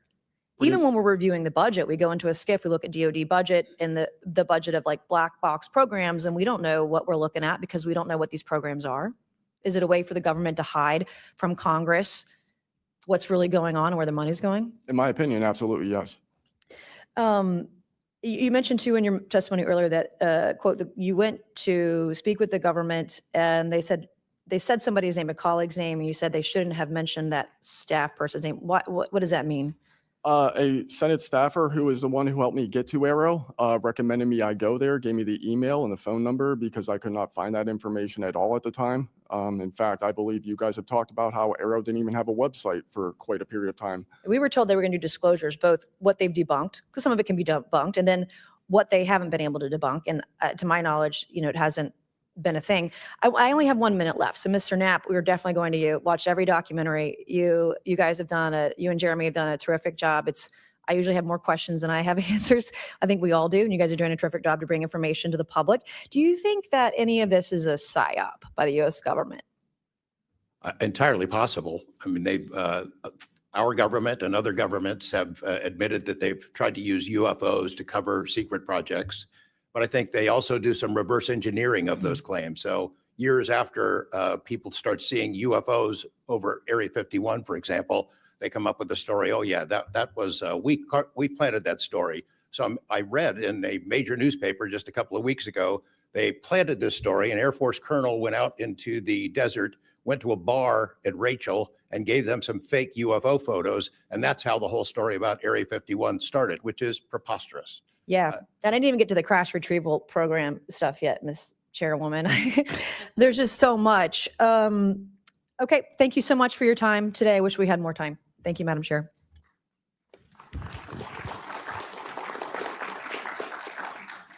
I now recognize Ms. Crockett for 5 minutes.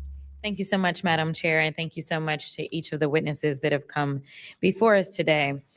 The federal government has had a long-standing overclassification issue in general. We all know that, from the assassinations of MLK and Malcolm X to the COINTELPRO and torture programs to now UAPs.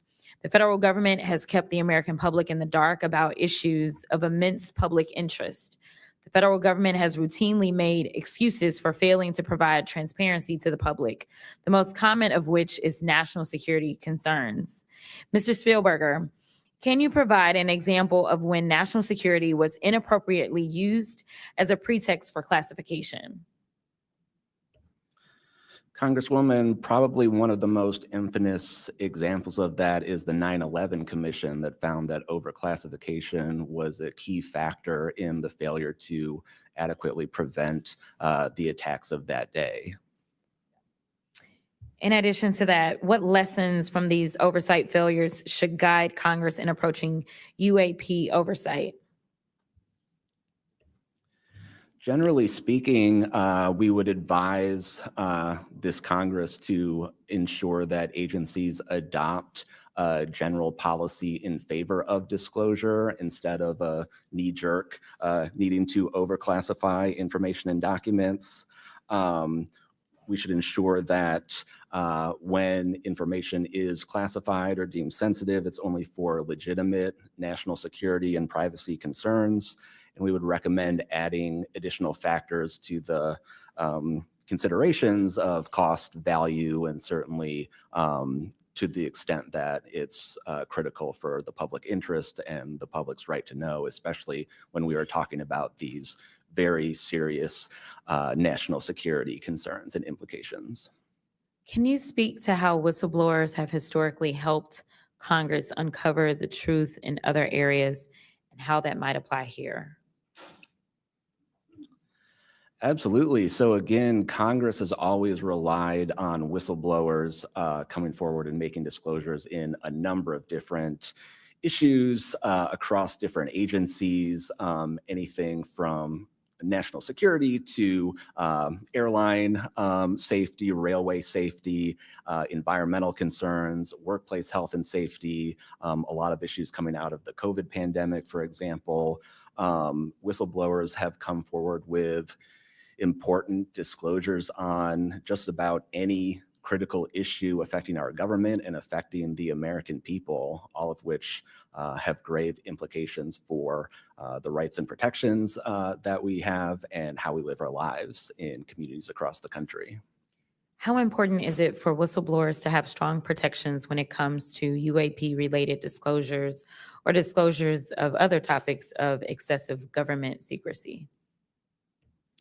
It's absolutely vital. This has been one of the disappointing failures of doing this work, of advocating for stronger whistleblower protections. We recognize the invaluable public service that brave whistleblowers play in coming forward, again, taking all of these risks that we've heard about just to speak the truth, to get important information out in the public consciousness, but they can only do so when we have safe and secure channels for reporting, when there is trust in the independence of agency watchdogs like inspectors general, like the Office of Special Counsel, like the Merit Systems Protection Board, that play critical roles in investigating whistleblower disclosures and enforcing the protections of whistleblowers.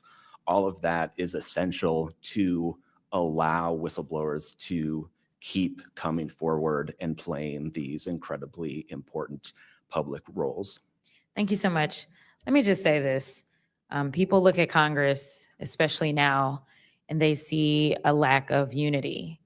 They don't see the ability for us to come together really on much of anything. I will say that I do applaud the chairwoman and the work of this committee, because for once, I feel like we are focusing on governing, which should be about transparency. The reality is that we cause more harm than good when we allow a lack of transparency to fester. It allows for all types of conspiracy theories instead of us actually making the investments that we need to make to get the information and actually provide it to the American people. The reason that I wanted to focus on making sure that we answer some questions specifically around the protections of those that are willing to come forward is because the only way that we can make this government actually work for all of us is if no matter where you are in this federal government, you feel as if you are safe when you come forward with information of any issue. And so I do want to thank you for all of your stories. The reality is that we only get 5 minutes and the vast majority of everything that you have to say cannot be contextualized within 5 minutes. But I know that my colleagues are going to get to kind of pulling some more of that out. But again, I really just want to thank you for your courage in this moment and thank you for your service to our country.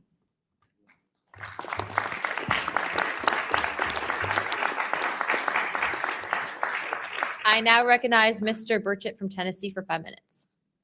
Thank you, Chair Lady, and thank you, Ranking Member Crockett.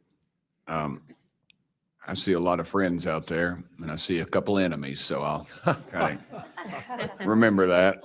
But it's a pleasure being here. I want to remind people, too, this thing is an ongoing deal. We're not going to get this overnight. We've been fighting this battle, some of y'all, for 30 years and maybe longer. I hope we just keep focused on what we're trying to get to is total disclosure. We get a little wrapped up in a lot of things, but the government has something and they need to turn it over to us. We pay their dadgum salary, you pay our salary, and you ought to get more out of us than you do. And that's what disgusts me about this whole thing. I think they're just trying to run the clock out on us, really. They'll poke us a little and they'll make jokes to us and try to pull us off the target, but I think we know where we're at. And that's why they're firing at us, because we are over the target. My first question is Mr. Knapp.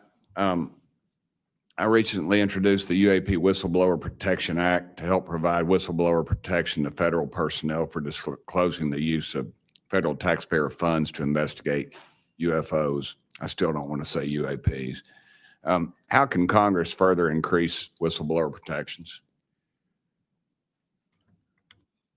I think you got to unleash the dogs and go track down the money and where it goes, because a lot of this stuff has been moved out of government. Sure. As you know, Rep. Burchett, it's been given to private contractors who stashed it away. They've had it for so long that there's nobody left inside government, or very few, who know where it is. And they do that to keep us from FOIA, correct? Yeah, it's to keep it from FOIA. And I think that the contractors who've had this stuff for a very long time set their own standards about who is allowed to know what. And it's a very small group that ever cracks that. I think Representative Luna has been looking at the use of classifications to hide things. I'm not sure that even this committee getting security clearances that should allow you to see this stuff would allow you to follow where it really goes. I worry about the people that are looking at it, don't even know what they're looking at. I mean, it's gone through so many, since Roswell, for instance. I mean, you think there's nobody even alive that was around any of that stuff. Yeah, so I don't think they've made much progress from the people that I've talked to. I don't think they've made much progress in learning that technology. Might have made some, but you wonder, the implication is Tic Tac. Oh yeah, that's ours. What flew over Washington, D.C. in 52, is that ours too? When are you going to break that out? You guys authorized tens of billions, hundreds of billions of dollars on weapon systems that can't do half of what we've seen UFOs do. So when do they break this out? If it's really a classified project could change the world. I don't think they've made much progress, and I think they've been lying to us and to you and the rest of the world, and they're still doing it. yes, sir, I agree with you. How did you manage to obtain the classified Russian UAP documents, and how did you get them back in the United States?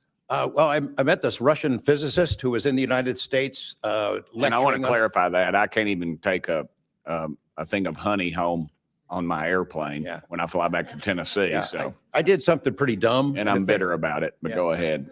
I did something kind of dumb. I met with these officials who, during that time period, Glasnost, Perestroika, the Russians were trying to open up to the world. And I saw it as a window of opportunity, and it was. And we were able to talk these folks into providing us information that otherwise we would never have seen. Some of that was classified. I found out that they only stamped the top pages of these documents that were classified. So I just removed them. I removed those pages and I carried them out. And if they'd caught me, I'd be in a gulag still. Yeah.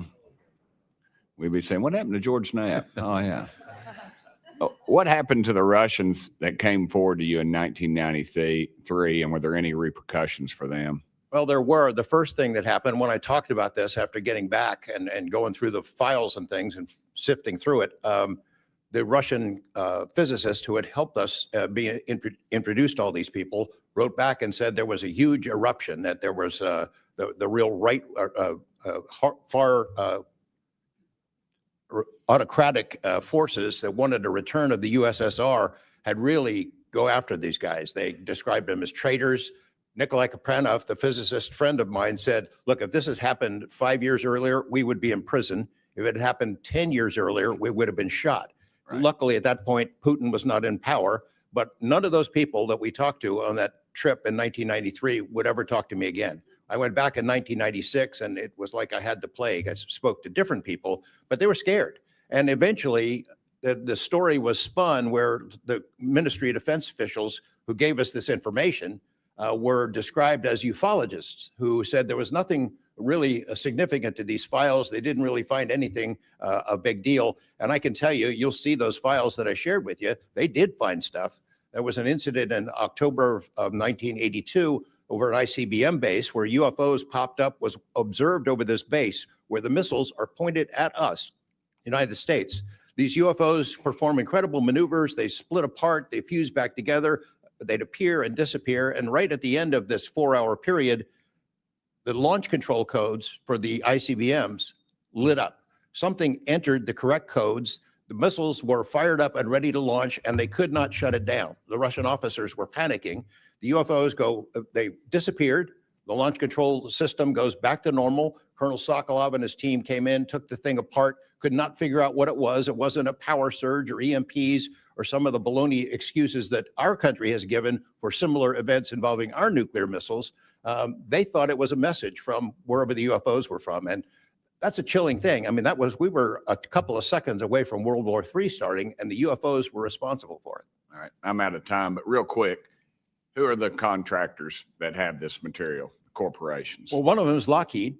And I'll tell you, I mean, I'm not saying Lockheed's the bad guys. They're doing what they were asked to do. Sure. They have lied about this because that's what they're supposed to do. But Lockheed would be one. There's a list I can give you, Congressman. Some of the big ones, the usual suspects. Okay, thank you. Yield back, Chair Lady. Sorry for going over. It's all good. It's all George Knapp's fault. I now recognize Ms. Boebert for 5 minutes. Thank you, Madam Chair. Chief Wiggins, based on your training and operational experience, could the behavior that you witnessed, a transmedium object vanishing without a sound, be explained by any known technology that we possess or other governments possess? It cannot. No. And has any government agency debriefed you or any of your shipmates regarding the EOIR and radar confirmed UAP encounter aboard USS Jackson? No one has, no, ma'am. What was that encounter like when you brought that up? If you want to briefly summarize that, when you brought that to their attention and then you were not provided any follow-up, who was told and how did you feel when there was no contact back to you? As far as the actual incident happening, Yes, or sir. the reporting level? Yes, Chief. It was within the event happening. My duties are to report to the tactical action officer on watch while we're standing watch. So tactical action officer was there. I made my report. I've not had any discussion outside of that day. There's been no communication to me or requests from me within inside of the military. But speaking of that actual incident itself, once the report was made to the tactical action officer, that's when I made the decision to ask the individual watchstander that was controlling Sapphire to be able to slew into the location. And that's what you see in the video itself is when the watchstander is slewing in and kind of showing us what we're looking at. But outside of that, that's as far as the reporting went that I know of. Thank you, Chief. Just for the sake of time, Mr. Nusatelli, has RO, the Air Force, or the FBI ever followed up with you personally about the Red Square event? I did have follow-up by Aero, nothing with the Air Force. The Aero office updated me, I think, at least 2 times. They let me know that they were unable to locate any records, that the records had been destroyed by the Air Force. The Air Force is destroying all their police records every 3 years on a schedule. So You were informed that these documents were destroyed. well, I have a Freedom of Information Act from the Air Force that states clearly that they destroy all police records on a 3-year schedule. Okay. So they were sitting on documentation, destroyed it, refused to question any of the lead investigators, anything leading into this investigation? Yeah, basically they destroyed all the police records. So you couldn't even call the Air Force and ask them if there was a vehicle accident in that time frame. So that's a big problem. We're losing data in real time. So we'll never be able to go back and I track. think our federal government has a history of destroying records.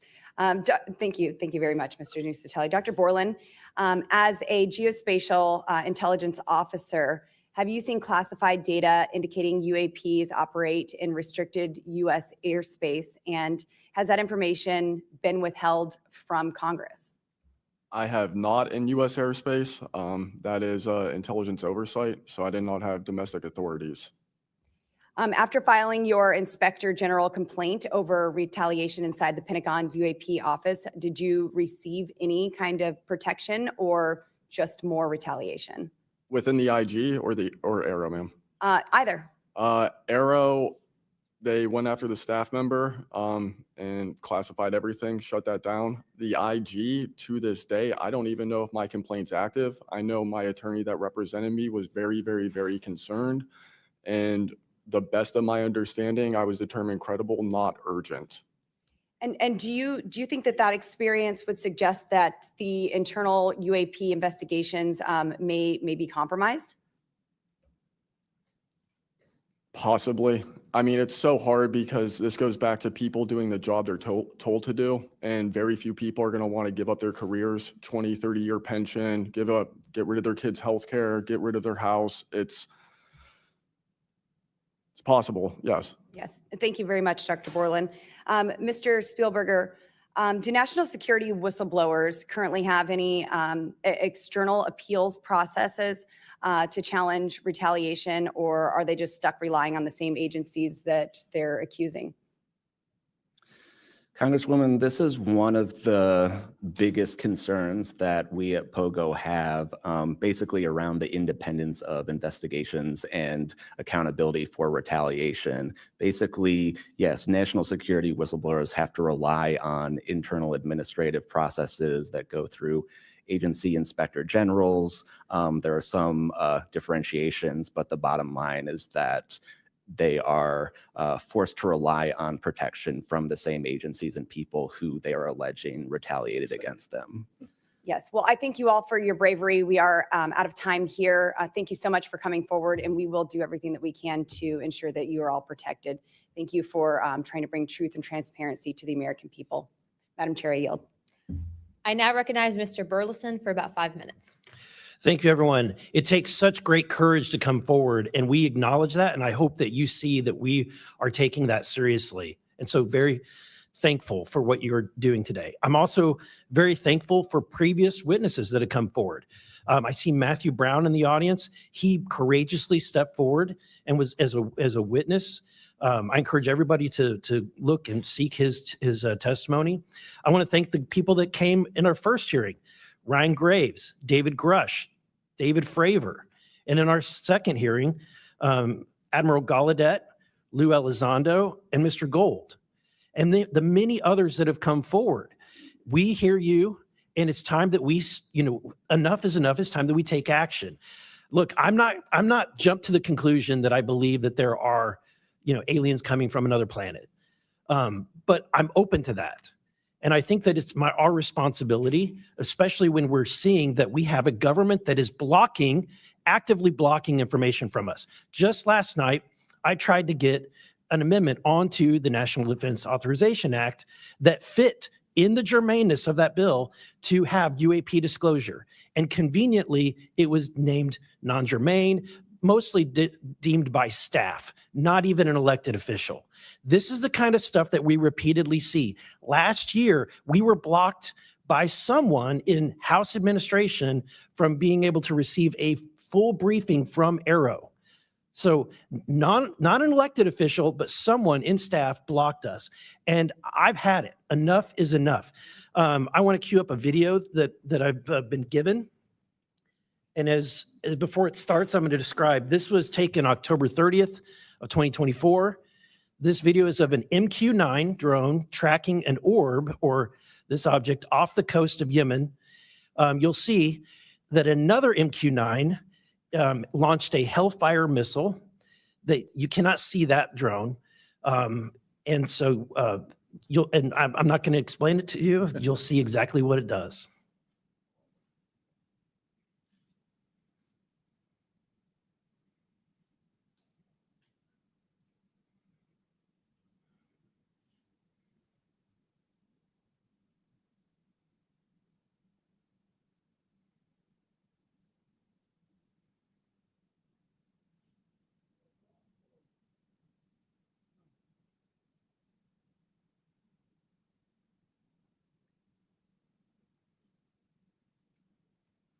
This is when it zoomed out, so you can still see it traveling.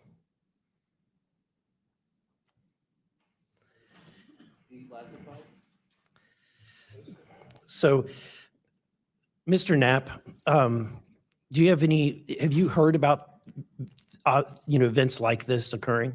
And what information might you have? I have heard about events like this. I have heard about this event. Jeremy Corbell and I talked about it in one of our episodes a while back. We did not have the video, though. There are servers where there's a whole bank of these kind of videos that Congress has not been allowed to see, that the public hasn't been allowed to see. Occasionally, some of that stuff gets out in the wild and it comes our way. It should be going to you. The public should be seeing this stuff.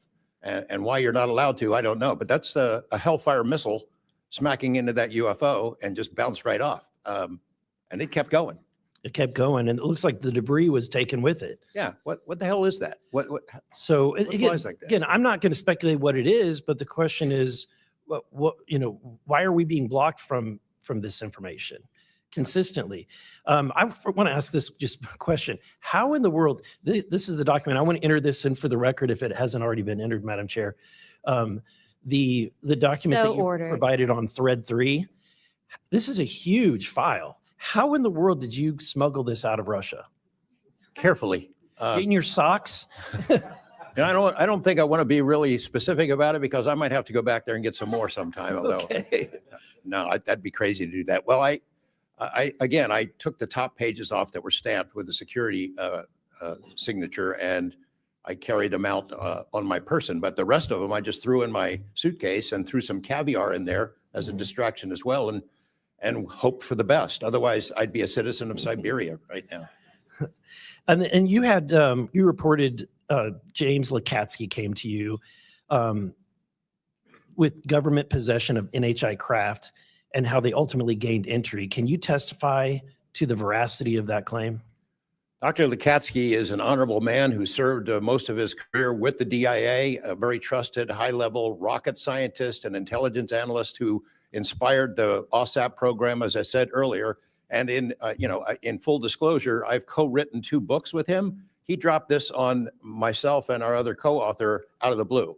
And it took 14 months for us to get DOPSR approval for him to release 2 sentences on that. He said this craft, we had managed to get inside of it. It had no wings, no rotor, no tail. It had no fuel tanks. They didn't know how it flew or how it was operated. It clearly looked like it was aerodynamic, but he would not go further. He's a by the book guy, and until he gets clearance to say more about that, I don't think we're going to hear much more, but it's not ours. It wasn't ours. We didn't make it. We didn't know who made it and how it was built and how it operated. We've got at least one. And I don't know, I think that's enough confirmation that we do have recovered Lesley, discs and materials. Lesley, Mr. Borland, in the classified realm, have you been exposed to undeniable confirmation of NHI technology? And then my second question is Base Systems involved in any way with reverse engineering exploitation of non-human intelligence craft? Yeah, we're gonna have to have a conversation this Skip for that. Whether I'm legally even allowed to answer that, and whether you're even allowed to hear it, sir. Okay. Again, you can sense our frustration. And so I just want to thank you for coming forward. We will continue to fight because look, this is about making sure that this government belongs to the people and restoring the republic the way it was intended to be. Madam Chair, I also have further witnesses of courageous individuals. It was given to me by Dr. Stephen Greer, including Michael Herrera and his testimony. We have Roderick Castle and his testimony, Randy Anderson, his testimony, Stephen Digna, and others, 3 others, all saying similar things to what the witnesses today have said. And I would like to enter that into the record as well. No objection. Thank you. I now recognize Representative Lee for 5 minutes. Thank you, Madam Chair. I think we need to make sure that we don't get distracted by sensational stories only of unidentified anomalous phenomena and lose track of what the core of this hearing is about. This is all a perfect example of why whistleblowers are so important and why it's so important that we step up and protect them. With Trump, RFK Jr., EPA Administrator Lee Zeldin, and others committed to dismantling government and firing professionals who do dare to speak out against the threats this administration's disastrous policies create, we have to focus on protecting all whistleblowers, not only the ones who are reporting on UAP. I'd like to thank the whistleblowers who have agreed to come before the committee today and speak their truth. This administration's claims to care about waste, fraud, and abuse, and so often it is the whistleblowers who care and who are the tip of the sword fighting against the real waste, fraud, and abuse. One study found that whistleblowers expose fraud at more than twice the rate of third-party auditors. So, Mr. Spielberger, what are some of the best examples of whistleblowers exposing fraud and abuse in the federal government? Thank you, Congresswoman. Again, whistleblowers have played such a vital role across so many different issues. One prominent example goes back to the 2014 VA waitlist scandal. POGO actually played a very instrumental role coordinating with Iraq and Afghanistan Veterans of America. At that time, we received tips and whistleblower disclosures from over 800 different individuals talking about the VA subjecting veterans to extensive wait times in order to get the basic standard of care that they deserve. It's certainly prolonged serious illnesses, even contributing to hastened deaths. And we were able to help shed more light on that issue, which I think just emphasizes the importance, even outside of the national security context. We are often still talking about serious issues and even life and death concerns. And unfortunately, whistleblowing can lead to serious repercussions and retaliation, especially in this vindictive and lawless administration. Mr. Spielberger, in the past, what kinds of retaliation have they faced, and what are we seeing today under the Trump administration? So we've certainly heard about a number of different examples of retaliation. One that I'd like to highlight that Mr. Borland referenced previously is retaliation through abuse of the security clearance process. That can have grave implications, not just for a whistleblower, but also their ability to seek legal counsel and defend themselves against retaliation. And when we look at the past several months of this administration, unfortunately, we've seen a really systematic approach toward dismantling the nonpartisan civil service. We've seen the mass firings. We've seen undermining of independent agency watchdogs, mass firings of inspectors general, undermining the Office of Special Counsel, the Merit Systems Protection Board. Again, these entities that are meant to be independent and play a critical role in investigating whistleblower disclosures and ensuring that their rights are protected. Yeah. Thank you. In 1989, Congress passed the Whistleblower Protection Act and then broadened it again in 2012 to ensure that federal workers could feel free to come forward to their elected officials. And it's a good thing we did, because whistleblowers have played a more important role than ever since Trump has taken office. It was thanks to a whistleblower that we learned that Doge allegedly put every single American's personal security information at risk by bypassing safeguards and copying all this data to an unsecure server. I ask unanimous consent to enter into the record a New York Times article titled, quote, "Doge put critical Social Security data at risk," whistleblower says. Good to go. Thanks. We've had whistleblowers at the National Labor Relations Board reveal that Doge minions may have shipped case files outside of the agency, possibly to help then co-president Elon Musk continue to exploit his workers. And last week, whistleblowers at the National Institute of Health came forward to say that RFK Jr.'s vaccine misinformation campaign had pervaded even the highest levels of the agency. Typically, whistleblowers have an inspector general they can rely on to investigate their claims and register issues with agency leadership. But President Trump has fired or demoted over 20 inspectors general. If I may ask one more question, Mr. Spielberger, can you explain how eroding the independence and capabilities of inspectors general further endanger these whistleblowers? Absolutely. So again, whistleblowers already face incredibly great challenges in coming forward under normal circumstances. And when we erode these entities that are expected and required to enforce whistleblower protections, fairly investigate their disclosures, it calls into question the integrity of their investigations and findings, whether they'll take whistleblowers seriously when they come forward, and whether we can trust that they will use their authority to enforce the protections of whistleblowers who do come forward. Essentially, whether they will continue in their role as an independent watchdog or basically become a lapdog for a current or future president. Thank you. And I will take no more liberties. I yield back. Thank you. I now recognize Mr. Crane for 5 minutes. Thank you, Ms. Chairwoman, for holding this hearing. Thank you to the witnesses for appearing. In the effort of transparency here, I got to admit to the witnesses that, growing up, I really never believed in UFOs or any of this stuff. I always thought it was a little kooky and whatnot. But, after hearing, your testimony from honorable service members, watching videos like my colleague, Mr. Burleson, just presented, I got to admit, I've become a believer. Not that I know where these things come from or, what they really are up to, but I'd like to start with asking the witnesses. Mr. Nusatelli, you were in the Air Force, right? Yes. Did you believe in UFOs prior to your encounter? I've always been interested. Okay. Yes. Chief Wiggins, you're currently in the Navy, is that correct?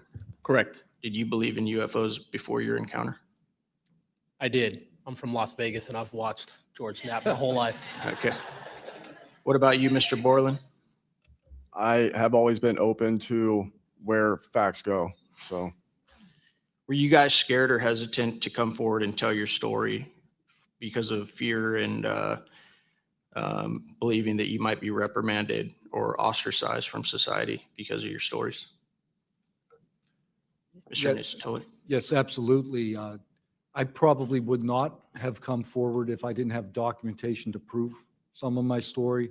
And I also wouldn't have come forward without the people that paved the way for us in, the first congressional hearing. So, Chief, what about you? Once I got the okay from the Navy from top down, that gave me a level of relief. Prior to that, I didn't have any thought left or right of that, but thank the Navy to give me the go ahead, and that gave me the relief that I would not have any level of reprisal or anything happen to me. Mr. Borland, how about you? Absolutely. I mean, after I went through everything, it was pretty clear that I caused a major issue in the executive branch. So I did what I was supposed to do. And that's why I haven't spoken publicly. That's why I'm happy to be here. This is how I wanted this to be done in regards to me. Mr. Borland, why do you think that you faced reprimand and discipline for your effort to come forward and be transparent about what you saw?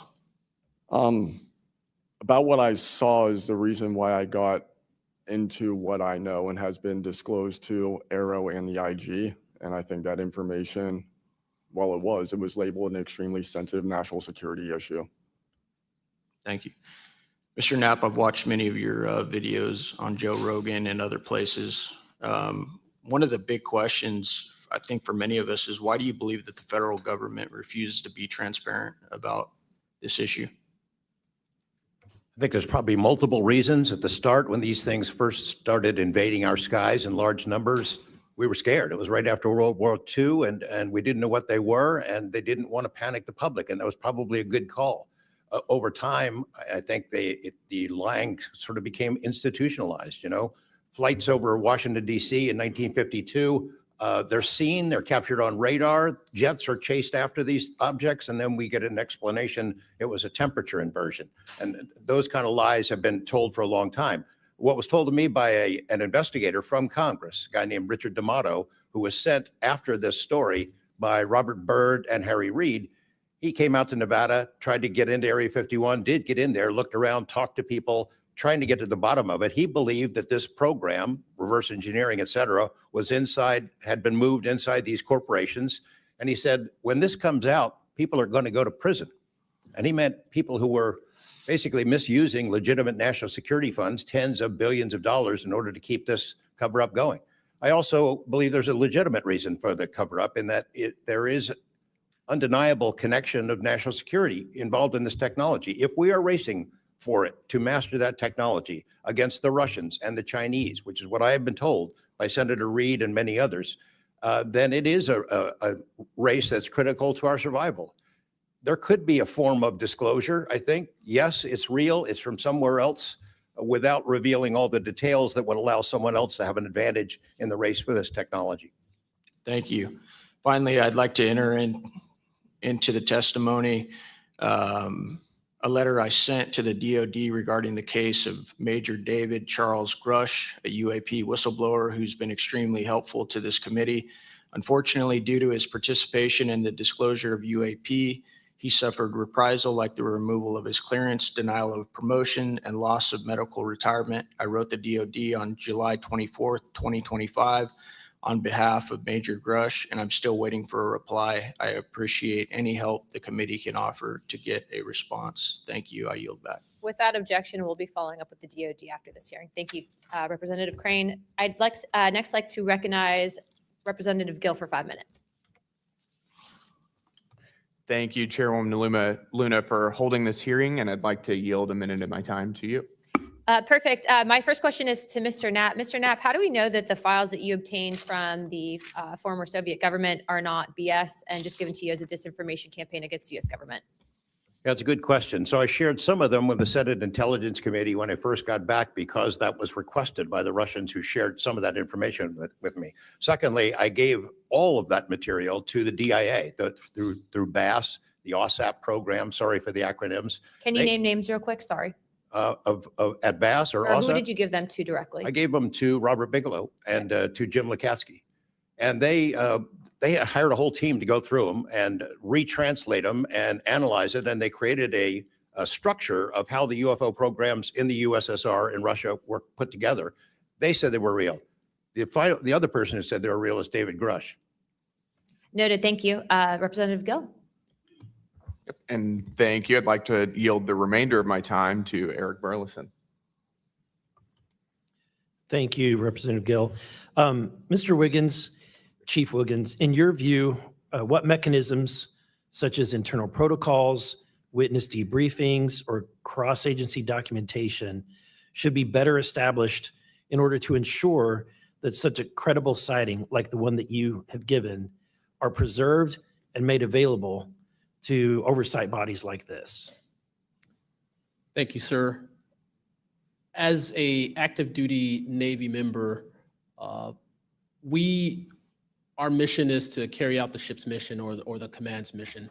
And we, on a general basis, don't have knowledge of what to do when we see things like this. We just don't. We're there to do our mission and do what's told of us, right? So I think what would be important is giving active duty members a clear way of being able to report things like this to where it gets to this point, and ensuring that we have a standard level of understanding that there wouldn't be any level of reprisal or anything happening. Because, you know, I've been in the Navy for almost 24 years, but what about the sailors that have been in for 2 years that experience things like this? They're not going to have the knowledge, or they'll probably be a little bit more fearful to speak up, being it that their career is just starting. Yeah, I want to commend you. You're the first witness to come forward that is currently serving, and it's recognized. So I thank you. And your testimony is unbelievable. Let me ask this question. Are you familiar with the Witness Protection Act that Representative Burchett has filed? I'm not too familiar, sir. Anyone on the committee familiar with it? It's fantastic. It's the language that we need.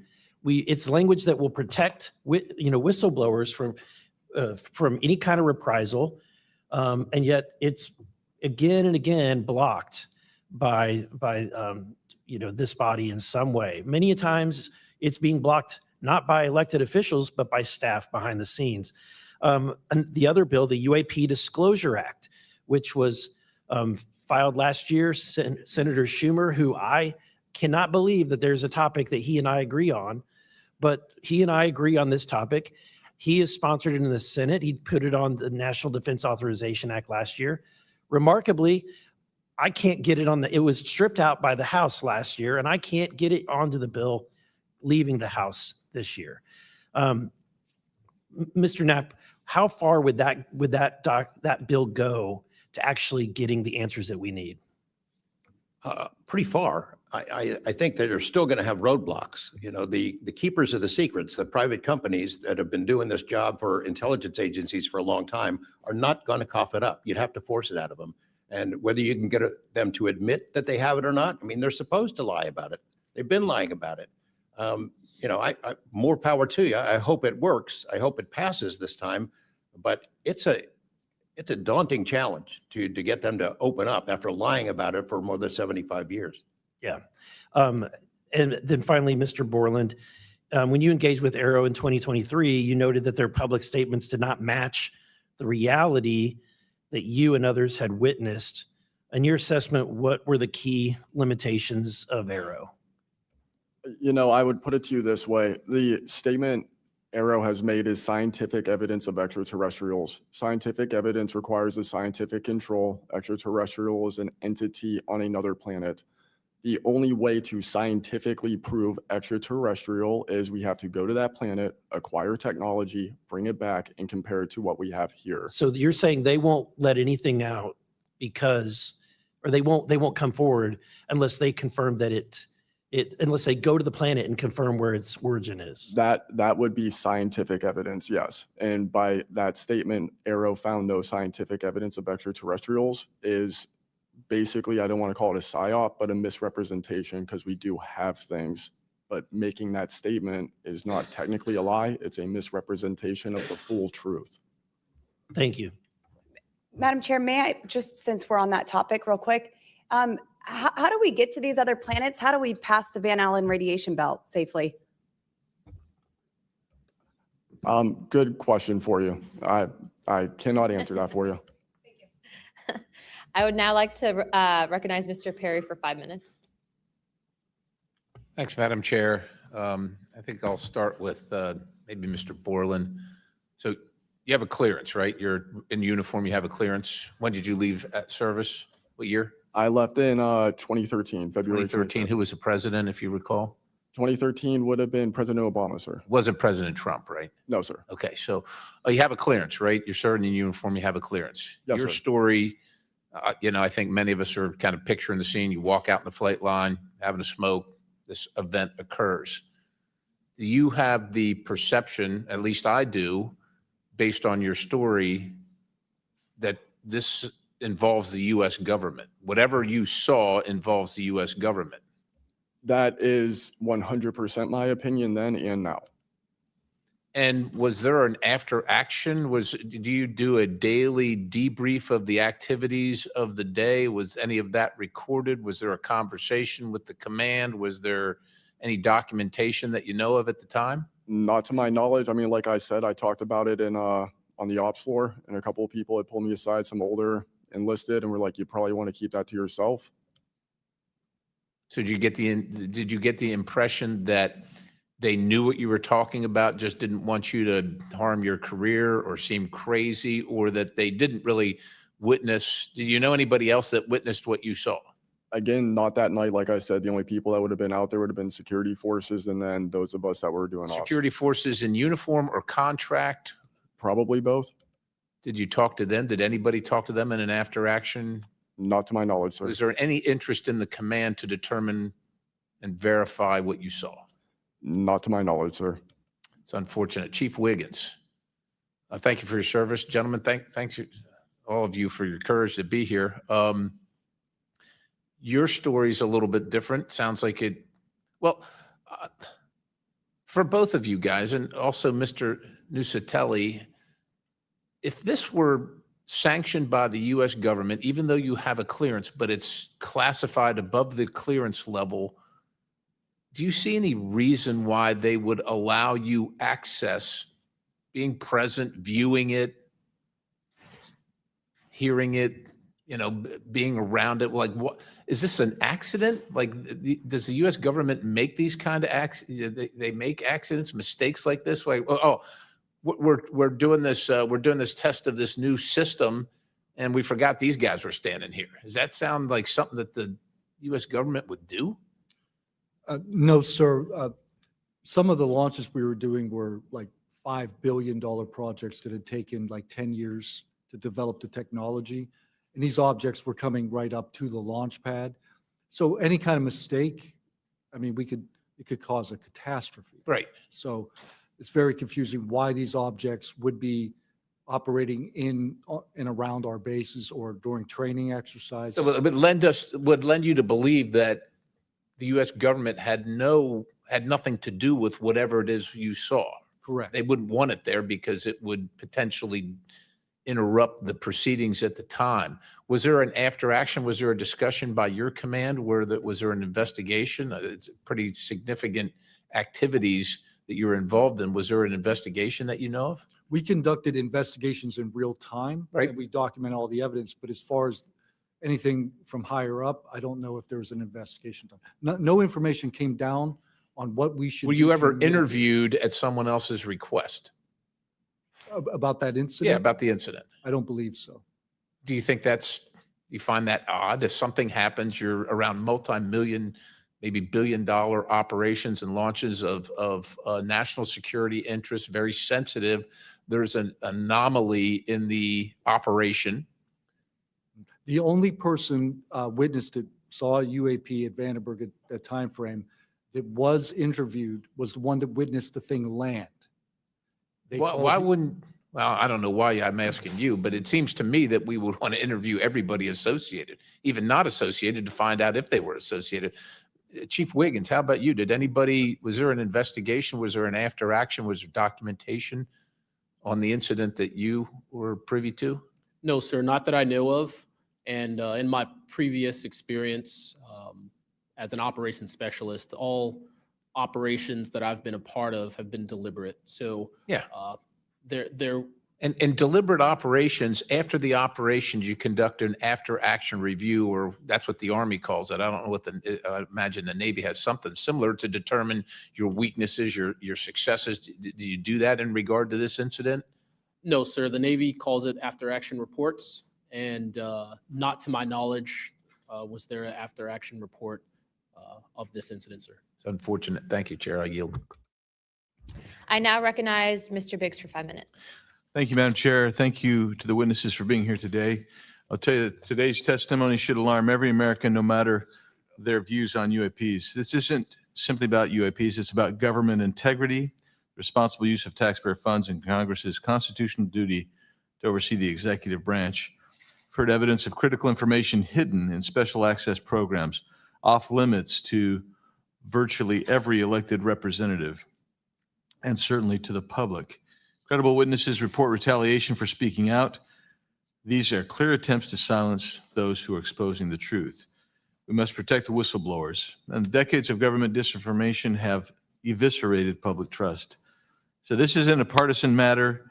It's a constitutional matter. And when you talk about the VAs, Mr. Spielberger, and all the problems that they had, the hub of that was Phoenix. And they went after the whistleblowers there. And that was under the Obama administration. So it doesn't matter which administration, which party, both parties have got to come clean, particularly on this. So if the government thinks it can hide the truth and punish those who speak out, Congress has to keep pushing until the facts, whatever they are, wherever they lead, come to light. I'm going to go to you, Mr. Knapp, first. You've interviewed numerous UAP whistleblowers over the years. Question is, how do you verify their claims before deciding they're credible enough to report on? It's a combination of factors. First, you check their credentials. Did they really serve where they said they did? And did they work where they said they did? Are there any other witnesses? Is there visual proof, film, footage, things of that sort? You ask the people around them that know them, that used to work with them. If they're credible people, that's one way. You know, I think about Arrow, the organization that this body created to deal with witnesses and whistleblowers. I hope I'm not taking too much of your time here, but they invited people to come forward, service members who knew, saw things and had experiences. And I can tell you that the people that I have talked to who went through that are deeply disappointed. There was a guy named Bob Jacobs who was a lieutenant attached to Vandenberg in 1964. His unit would record missile tests. They recorded all of them.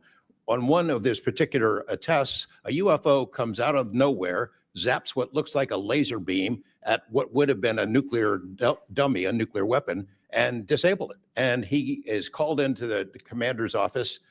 Two guys in suits clip that film footage out that shows the UFO, and he's ordered to never talk about it.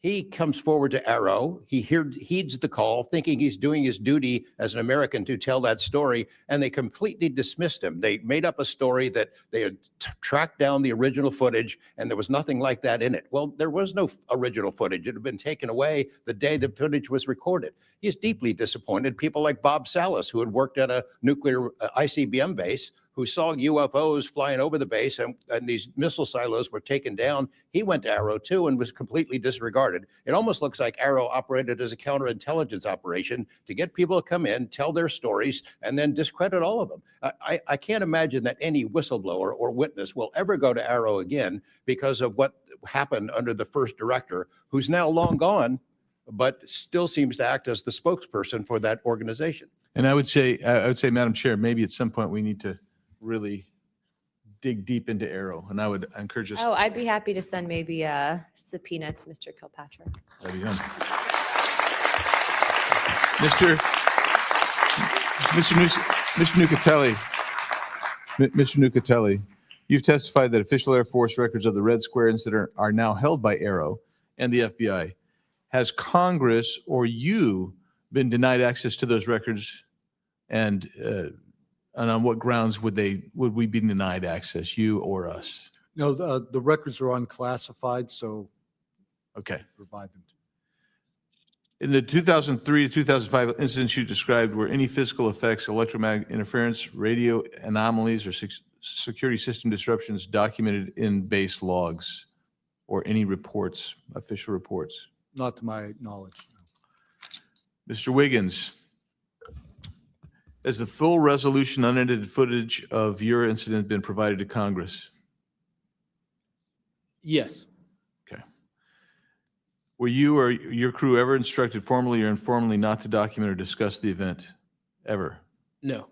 Good.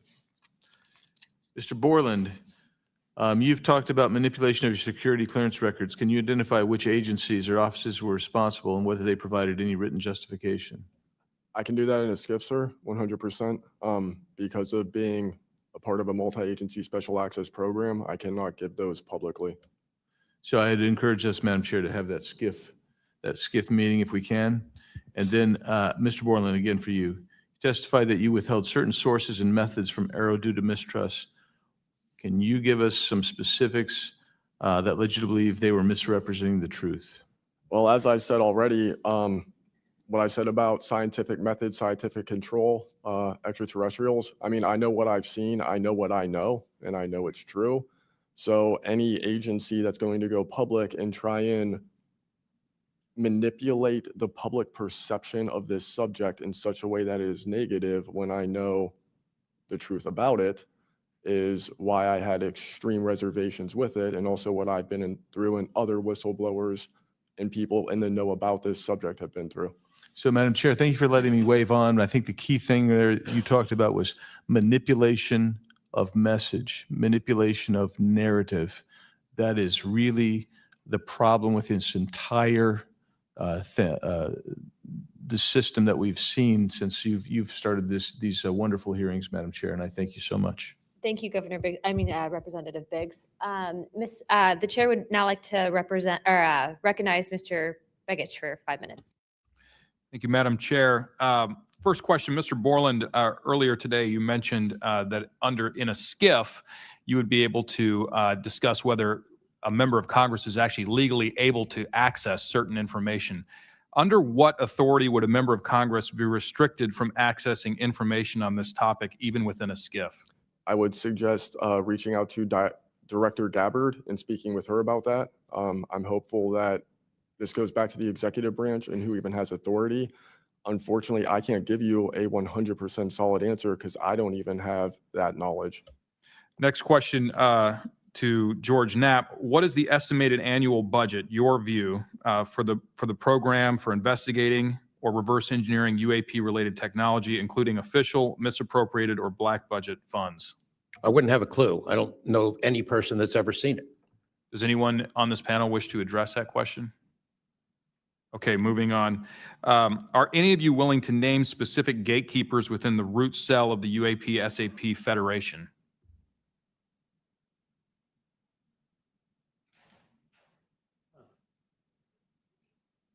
You mean specific people and contractors that have dealt with us and kept the secret? Specific individuals. Well, one of them was named Dr. James Ryder at Lockheed. But, you know, again, to emphasize, I don't fault these contractors for doing what they were asked to do by our government. They're supposed to lie if people ask about it. And the intelligence agencies who gave this stuff to them, CIA, I think primarily, told them to keep it quiet. And they've done that. And I suspect that they'd like an off-ramp, that they'd like some help with figuring out this technology at some point. And this is, again, available to anyone, is there a security classification guide for UAP or NHI?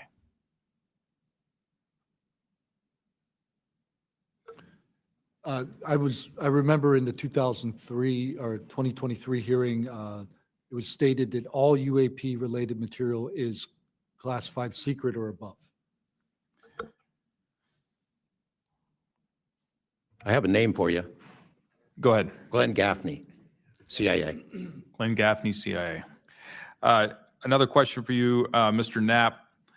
What is, in your view, having investigated this issue for so many years, what is the long game with respect to disclosure of this information to the public? Because with the advent of essentially a video camera and a high megapixel phone in everybody's pocket, at some point, this information is going to be impossible to withhold from the public. What do you think is the long game here?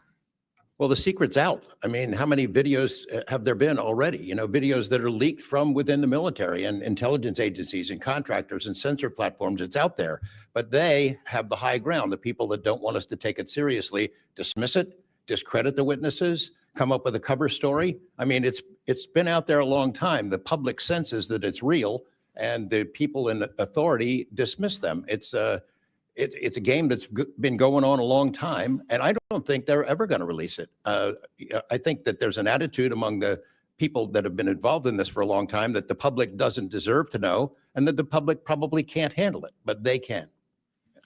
Final question, again, this one's open to anyone who'd like to answer it.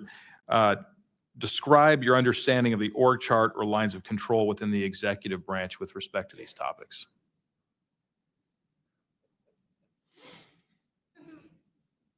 And if you'd like to address that in a skiff, feel free to say so. That could work as long as I'm legally allowed to and you are legally allowed to receive it. I think these programs are in the executive branch, National Security Council and over on that side. That seems to be what some of our witnesses have told us over the years. So you can, Congress can file all kinds of requests. The FOIAs can be filed with the Department of Defense, Department of War now, and they can honestly say, well, we don't have it because they don't have it. Thank you. Is there anything in my remaining 30 seconds that you'd like to share on any of these questions that I've asked you today? I applaud the committee for trying to tackle this monster of an issue. I really appreciate that it might be the only bipartisan issue in Washington where everybody can agree. We've watched multiple hearings now. Everyone is asking the same kind of questions, whether right or left, and honestly want the answers. And, Chairman Luna, Chairwoman Luna, I appreciate your dedication to this, Tim Burchett and the other members for sticking with it, because it's come up in Congress before and they had hearings and then they dropped it for 50 years. So it's going to take a lot of time to get to the bottom of this. And I applaud your commitment to getting to the truth. Thank you, Mr. Knapp. Pursuant to Committee Rule 9C. Madam Chair, can I ask a parliamentary question of you? Yeah, sure. Does this subcommittee have the authority to do subpoenas? Task force. So the task force, to answer that question, has to do it through full committee. Okay. So, and also in regards to immunity, which to Mr. Borland's point, we are going to be doing a motion to ask for immunity for you and a few other people to come into a skiff and tell us what you know without being subject to the Espionage Act, et cetera. Thank you, ma'am. So that's just kind of an update. But as a task force, because we're not a full subcommittee and there are certain authorities that haven't been granted to us, probably because they don't want us to have it. But there are ways to work around it, so we're kind of figuring that out. Pursuant to Committee Rule 9C, the majority and minority will have an additional 30 minutes each to ask questions of the witnesses without objection. So ordered. With that being said, if you guys want to jump in the queue, I know Representative Crane, Burleson, and likely Burchett have a few more questions. I'll just start out with 2, and then I'll pass the buck to Burleson. Burchett, do you have anything? Burchett and then Crane. Just real quick, Mr. Knapp, and short answers, please, because of time. How much of these alleged Russian crash retrieval documents have already been physically out there? So, I mean, percentage-wise of the documents that you submitted to Congress, what was public already and what was not newly released? Maybe 1%. Okay, so the rest of it should be predominantly new information. Yep. Also, can you just elaborate real quick? I know you had, I think, mentioned a Thread 3 program, but also alleged in those documents, I got through maybe half of them last night. There's a lot, and I don't speak Russian, contrary to what my people might allege. What does the Thread 3, was there any specific programs that existed within the Soviet government or groups to specifically investigate this by name real quick? It's a number. There's a number in those documents I gave you. There was a larger program that actually had 3 sub-programs that was, Thread 3 was the name I got, and then the DIA guys who looked at it figured out there was a much larger organization. And it's listed in those documents? Yes. Okay, thank you. Real quick, I'd like to ask the committee to replay that video that Burleson had played earlier. I want to ask every witness here, specifically ones that have sensor training or have been able to recognize some of this movements real quick. So if you guys can please roll that real quick.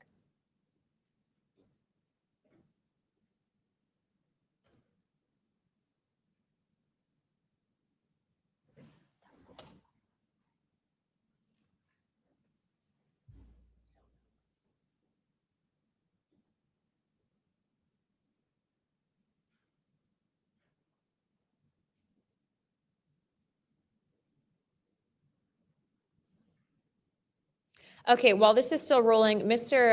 Nusatelli, real quick, yes or no answers. Are you aware of anything in the government, United States government arsenal that can split a Hellfire missile like this? No. And do whatever blob thing it did and then keep going? Nothing? Nothing. All right, how about you, Chief Wiggins?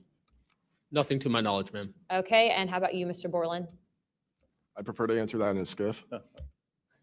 Okay, does this video scare you guys? Yes or no? Yes. Wiggins? Yes. Nat? I had a different reaction. I was really happy that it got out. Thanks for providing that, Curiosity kills the Congressman. cat. All right, Mr. Moreland? Yes, for Okay. All right, that is the end of my questioning. I'd like to now recognize Mr. Crane. Thank you. Chief, I was on a ship for a little bit. I was a gunner's mate on the USS Gettysburg for a couple of years. My question to you is, when you had your encounter and you saw it on the screen, you were in the CIC, is that correct? That's correct. On an LCS ship, the CIC is on the bridge, so it's called ICC-1, but yes, same. Did a bunch of the other folks in the CIC come and check out what you were looking at?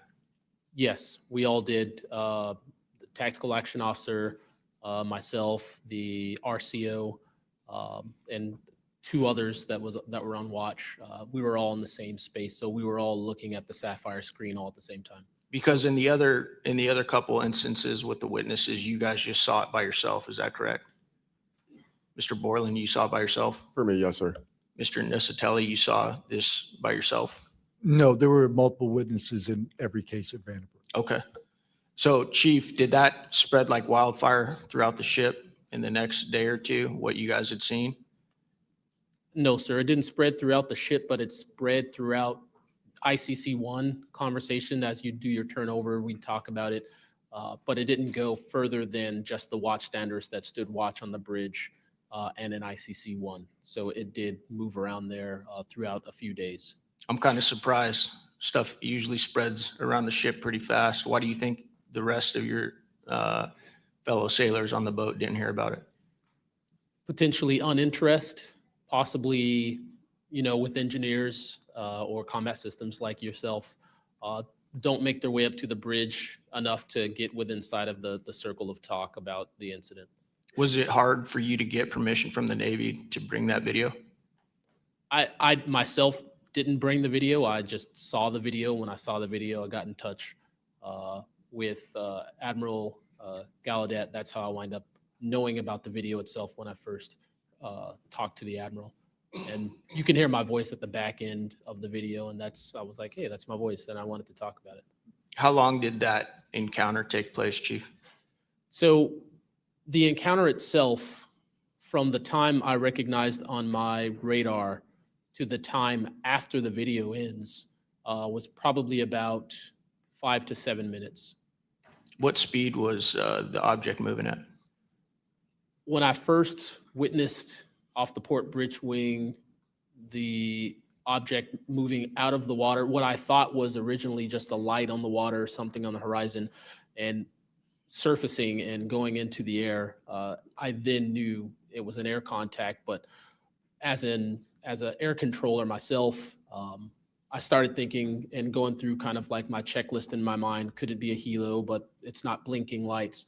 So I then realized this is something I've never seen before. So the speed itself, just going from the horizon to about maybe 4,000 feet in the air, was very slow, slowly rising. And then it sped up. I'm not an expert at, knowing specific speeds of aircraft just by visual eye, but I would say probably 1-2 Mach instantly into the rest of the formation. I didn't notice visually with my own eyes the other 3 objects until I went back to my radar and also utilized Sapphire to see that, in fact, there were 4 total. And then again, when they all left after a certain amount of time, it was nearly instantaneous. So you spotted it visually first, Chief, and then went back to your radar, or did you guys spot it on radar first? Radar first, because that was my watch station. And then you went out to the port bridge wing, is that correct? Correct, to verify what I saw on my radar. What range was it at, Chief, when you were able to see it visibly? I would say about 7 nautical miles, 7 to 8 nautical miles of a light from the ship. Wow. Thank you. I yield back. I now recognize Mr. Burleson. Thank you, Madam Chair. Mr. Chief Wiggins, you said that it emerged from the ocean. Is that right? Yes, sir. And before it did, it was glowing. It was a glowing object under the water. That part I couldn't tell because it was nighttime at 1915 approximately, and it was also at a distance. So it's very hard to tell the difference between something on the horizon and something surfacing from the water. My personal thoughts after seeing what I saw is that it did in fact come from the water, but I don't have visual evidence showing exactly, that it did in fact come from the water. But I had to go through my process of elimination and try to figure out, was this a ship on the horizon just showing its lights at night? But to see it surface, then it made me question, okay, where did this come from? If it's flying and it's not a drone or anything like that, where was its origin? Where did it start? Mr. Knapp, in your testimony and in this document, you detail an event that happened in Russia where their nuclear missiles were activated, and we were close to a World War III at that time, which is startling to hear. It's also good to know that as we have investigated the JFK files as well, that we're learning that that there was a document that was sent between Russia. There was an agreement between Russia and the United States that if they were to see some unidentified objects over sensitive sites, that they would report it to each other. Are you familiar with that document? Yes, I'm also familiar with the rhetoric, public rhetoric between President Reagan and Gorbachev at the time too, that they traded statements about, wouldn't it be something if we were threatened by something from way outside, how we might work together. I know for sure that they had conversations about it, and I know we did reach an agreement to try to lessen the possibility that us detecting a UFO or group of UFOs would not be mistaken for a bunch of Russian missiles. There were exchanges of that sort that went back and forth. Yeah, and I can imagine this is, to me, the validity of this document is underscored by the fact that Russia would not want this to be known. They absolutely would not want to know, the public to know, or the United States to know that there was a vulnerability in their missile systems. Would you agree? Absolutely. And, and we had many similar incidents at our nuclear weapons facilities here that have all been sort of swept under the rug, but it's pretty scary when you take down 10 missile silos during tense times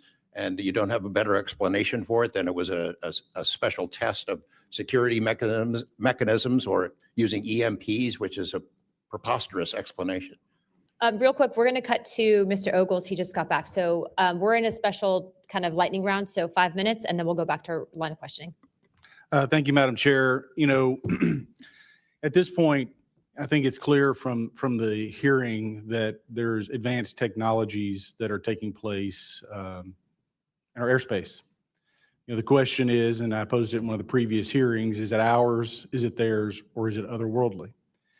There may not be a silver bullet at the moment, but when you look back through the hearing and the evidence that's been presented, if you're going to point the American people to one piece of evidence to start their journey on this topic, what would you suggest, sir? One piece of evidence. I would start with this hearing, in the first hearing. There is no evidence. But is there a specific, exactly, but is there a specific evidence or footage or document that you think lends extreme credibility to what we're discussing today? I would say this new video we're seeing today is exceptional evidence that we're dealing with something. With the kinetic? Yes. Mr. Wiggins? Sir, I'd have to say that if just the average person here in America looked at absolutely everything that has come across television, the internet, etc., you can't tell yourself that 100% of what's being recorded is fake or false. You have to, at some point, understand that there's something else out there. Well, I mean, and you bring an interesting point. The law enforcement community, anytime you're conducting an investigation, you're always looking at the totality of the circumstances. You're looking at all the evidence and how they piece together. And so that would be my, advice to the American people, that this is a journey that is just beginning from a congressional perspective, but you have decades of data, some of it not real, much of it is, but thanks to Chairwoman Luna, We're now presenting this to the American people. And I think this latest video from Mr. Burleson is something that should get everyone pause. When you see the 3 orbs that drop, was that in a defensive posture or was that in an offensive posture? And what capabilities did those orbs have that we, quite frankly, may not have? Mr. Knapp? As I mentioned at the beginning of my remarks, what hooked me on the story was the paper trail, these documents that shouldn't exist. We've been told for decades over and over, there's nothing to it. It's not a threat. You can go about your business. And then when FOIA becomes the law of the land, thousands of pages to the contrary leak out. There's a memo by General Nathan Twining in 1947 when the country was being overflown by dozens of UFOs, hundreds of UFOs, in which he said, look, this is not visionary or fictitious. It's real. These things are craft. They're not ours. They outperform anything we've got. I mean, if you follow the paper trail of documents that they wrote before the military got wise and realized that FOIA really exists and changed their tune and not put things in writing, it spells it out pretty clearly. I'll go refer back to Russia. One incident I did not mention to Representative Burleson is Colonel Sokolov in that Ministry of Defense program said there were 40 incidents where Russian warplanes were sent to intercept UFOs, and they were ordered to fire on them. And for the most part, the UFOs would zip away. 3 of the pilots, though, did fire at these things. Those 3 planes stalled out, crashed. 2 of those pilots died. And after that, the Russians changed the standing order. If you see a UFO, leave them alone. No country in the world wants to say and admit that these objects are flying around in our airspace and there's nothing we can do about it. I mean, who wants to say that? The U.S. certainly doesn't. The Russians didn't either. And I've got to be almost out of time, but Mr. Berlin, then you, sir, real quickly. Yeah, to be honest with you, I think Bob Lazar, and not for the reasons that most would talk about, mainly because Bob Lazar was immediately discredited. They said he never worked where he worked. They said he never did what he did. But yet Bob Lazar showed up with a bunch of friends and a video camera and was filming these test flights in the middle of the desert. So clearly he knew something. Madam Chairman, if I'm out of time, I yield back. Thank you very much, Representative Ogles. I'd like to go back now on our lightning round of questioning to Representative Burchett and then Burleson. Burchett, always number 1. That's what I should be. Number 1 in your heart, number 435 on the chart. That's me. Dylan, knowing you testified to Arrow, are they obfuscating when they claim to have discovered no evidence of extraterrestrial beings, activity, or technology? And are they lying to the American public? As I said before, it's a manipulation of the public perception. The statement, scientific evidence of extraterrestrials, is a true statement. It is not the truth about what is happening and what we have. Any of y'all like to comment on that further? Mr. Knapp, you're getting edgy. It's splitting hairs. No proof that they're extraterrestrials. What would that proof look like? A piece of kryptonite? What would it be? I mean, we could be talking about different forms of non-human intelligence. I think the dominant paradigm is that they come from outer space somewhere else, and they have some way that they can cross those vast distances that we can't even imagine doing. But that's not necessarily the answer. So asking for proof of extraterrestrials might not be the answer at all. It's splitting hairs.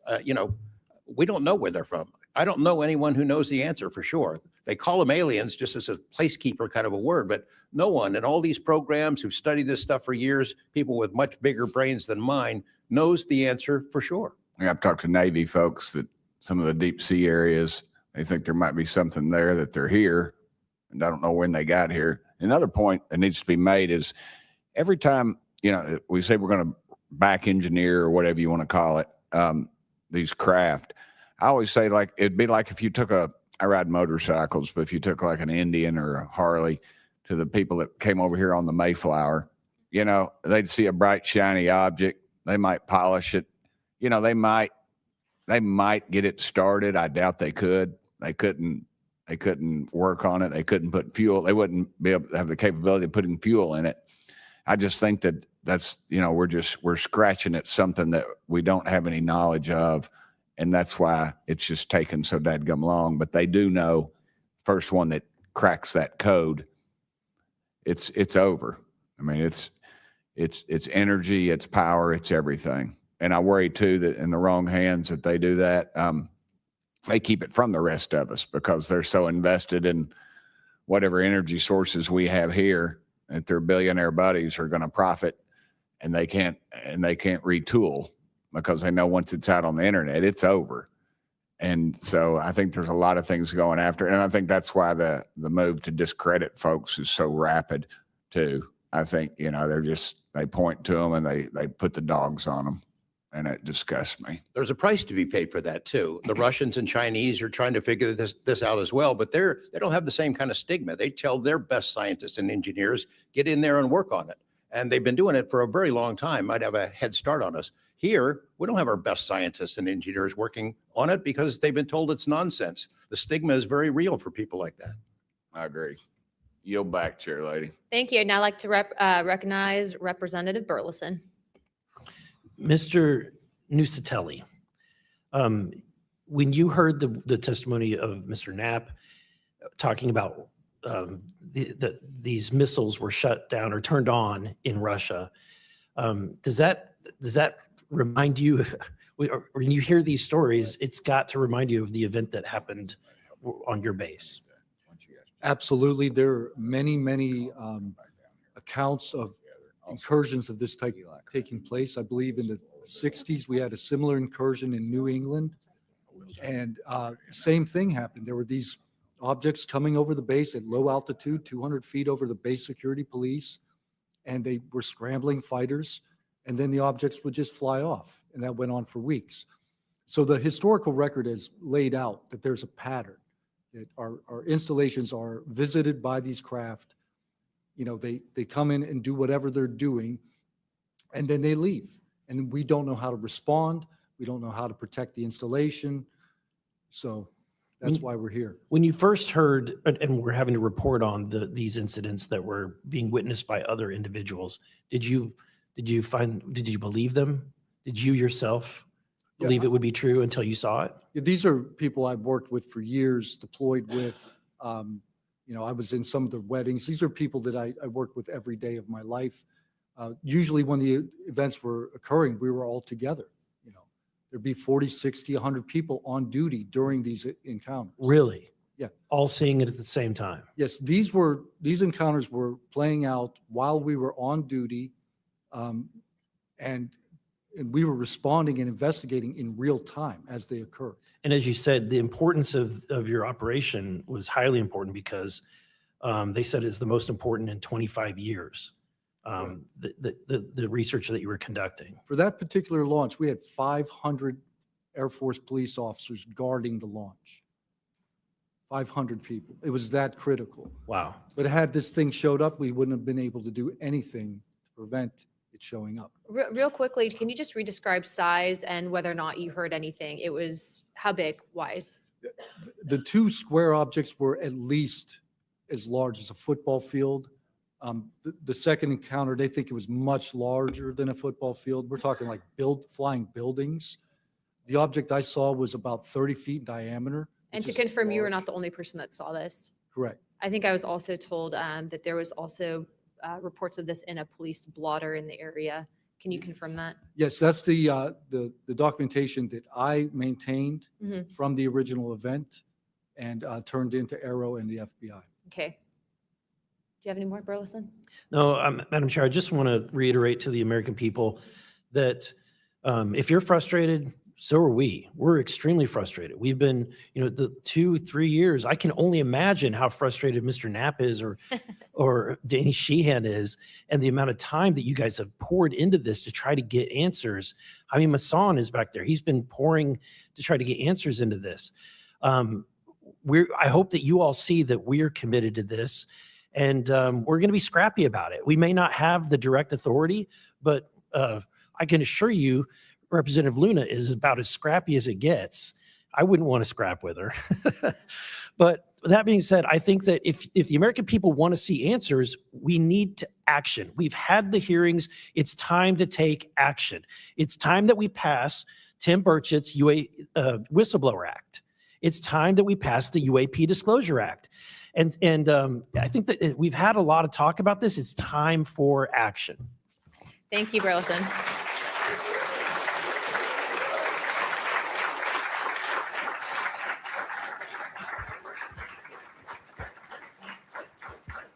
I would now like to yield 30 minutes to Representative Crockett. I'll reserve. Thank you. In closing, I want to thank our witnesses once again for their testimony today. I now yield to Ranking Member Crockett for closing remarks. I'll pass. No, I just want to say thank you so much to each and every one of you for being here today, for staying committed to this, and for your courage. I truly believe that courage is contagious. And right now, we need more courage than ever, whether it's UAPs or whether we're dealing with any other form of government where people are afraid to come out and speak their truth. The American people are relying on amazing public servants like you to speak up on their behalf, to be the watchdog, and to make sure that we are as safe as possible. And so thank you so much again for conducting a bipartisan hearing on such an important matter. Thank you. I'd now like to recognize myself for some closing remarks. This is obviously something that doesn't just affect everyone in this room.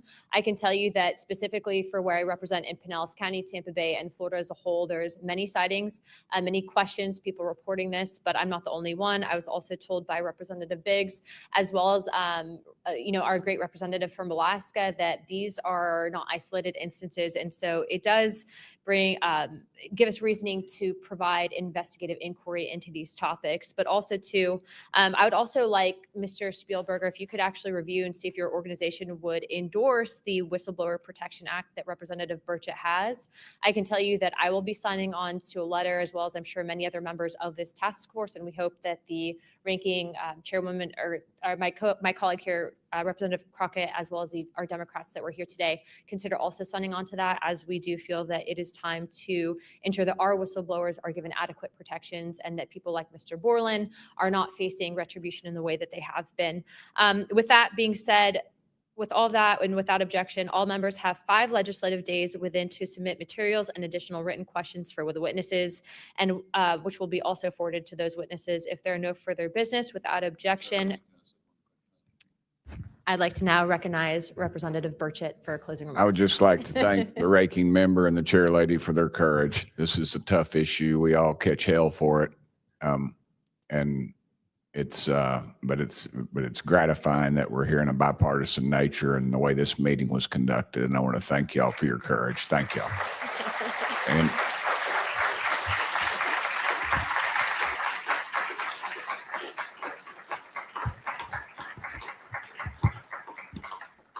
Without objection, the task force stands adjourned.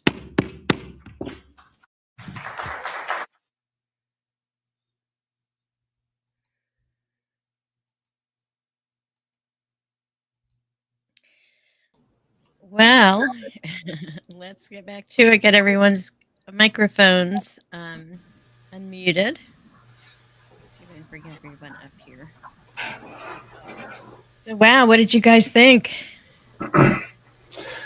Man, that was amazing. I was I was impressed at how that was all conducted, and a lot of the information that came out. It was all the stuff that we've been looking at over the past few months.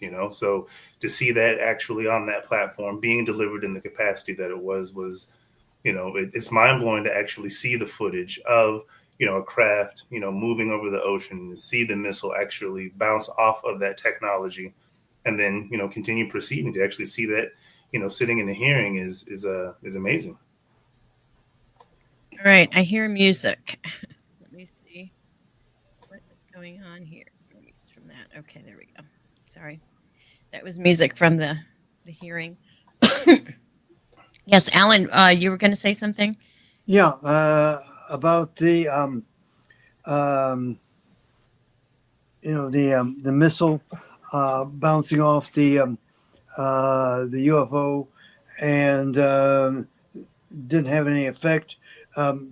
Basically, NATO came to that same conclusion that there's nothing that we can do about these craft coming and going as they see after their 3-year study, which resulted in the publication that they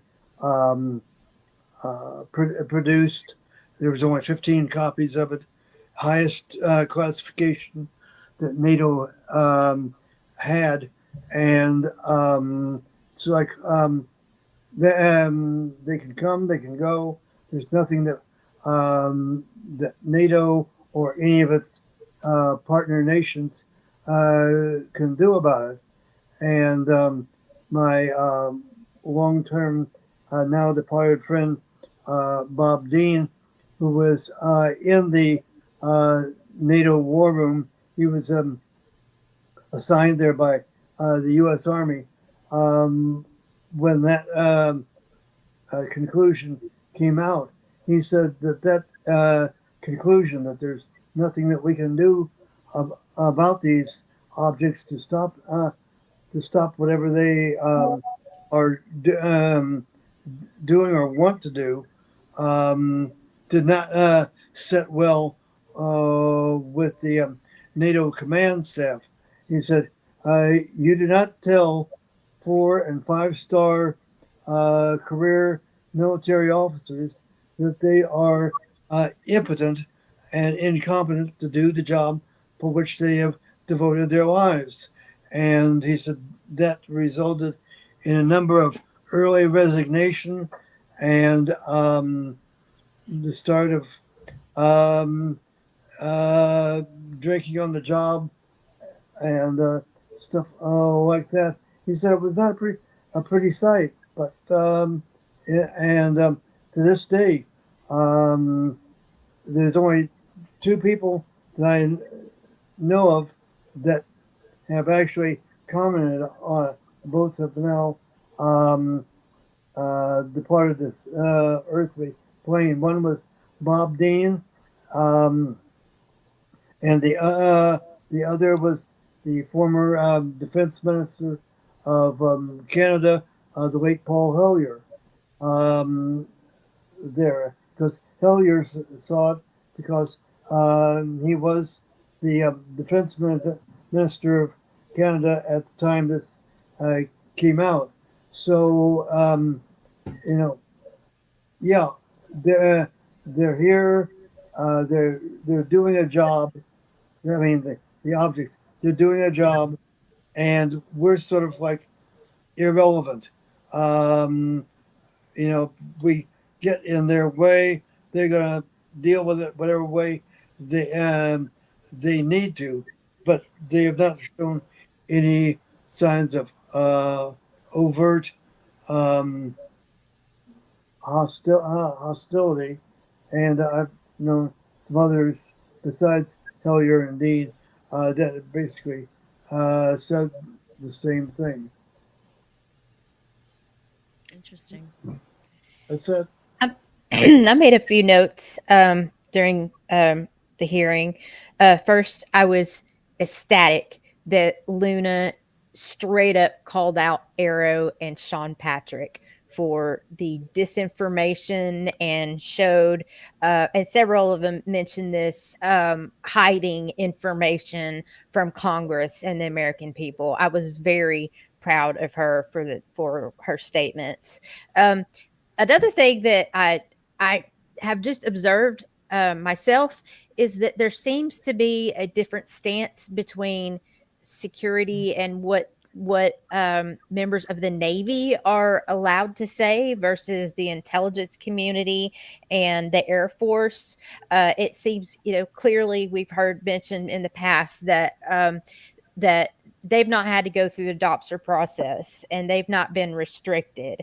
And that was one thing that that I felt was, and when Dylan Borland, he testified that he had to go to his the Intelligence Committee Inspector General, and Spielberger also mentioned that one of the problems is that any investigation that by a whistleblower's complaint, they're held internally within their own administration. So their own administration are the ones who are supposed to be policing themselves. So, the military has their own inspector general, the intelligence community has their own inspector general, the civilians, so private contractors have their own inspector generals. But a problem with this is even if the inspector generals are inspecting these claims, They can't access any of the information. They can't access anything to verify their claims.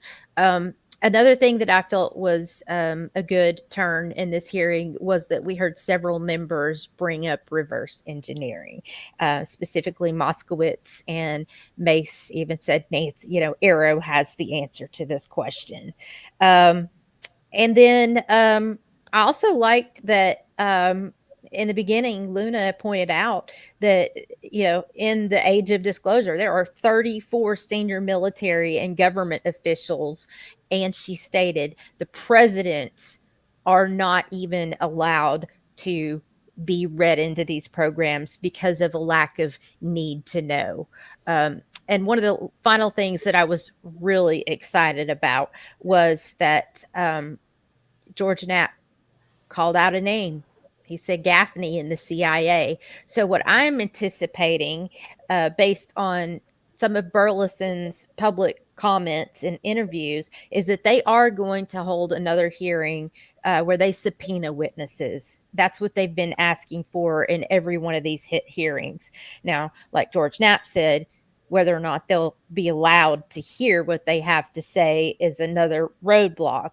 And so we've got these whistleblowers who aren't even allowed to tell, like Dylan Borland pointed out many times, they're restricted on what they're allowed to hear. And there are obviously roadblocks in them getting the appropriate or verified clearances to speak about this, and that's concerning.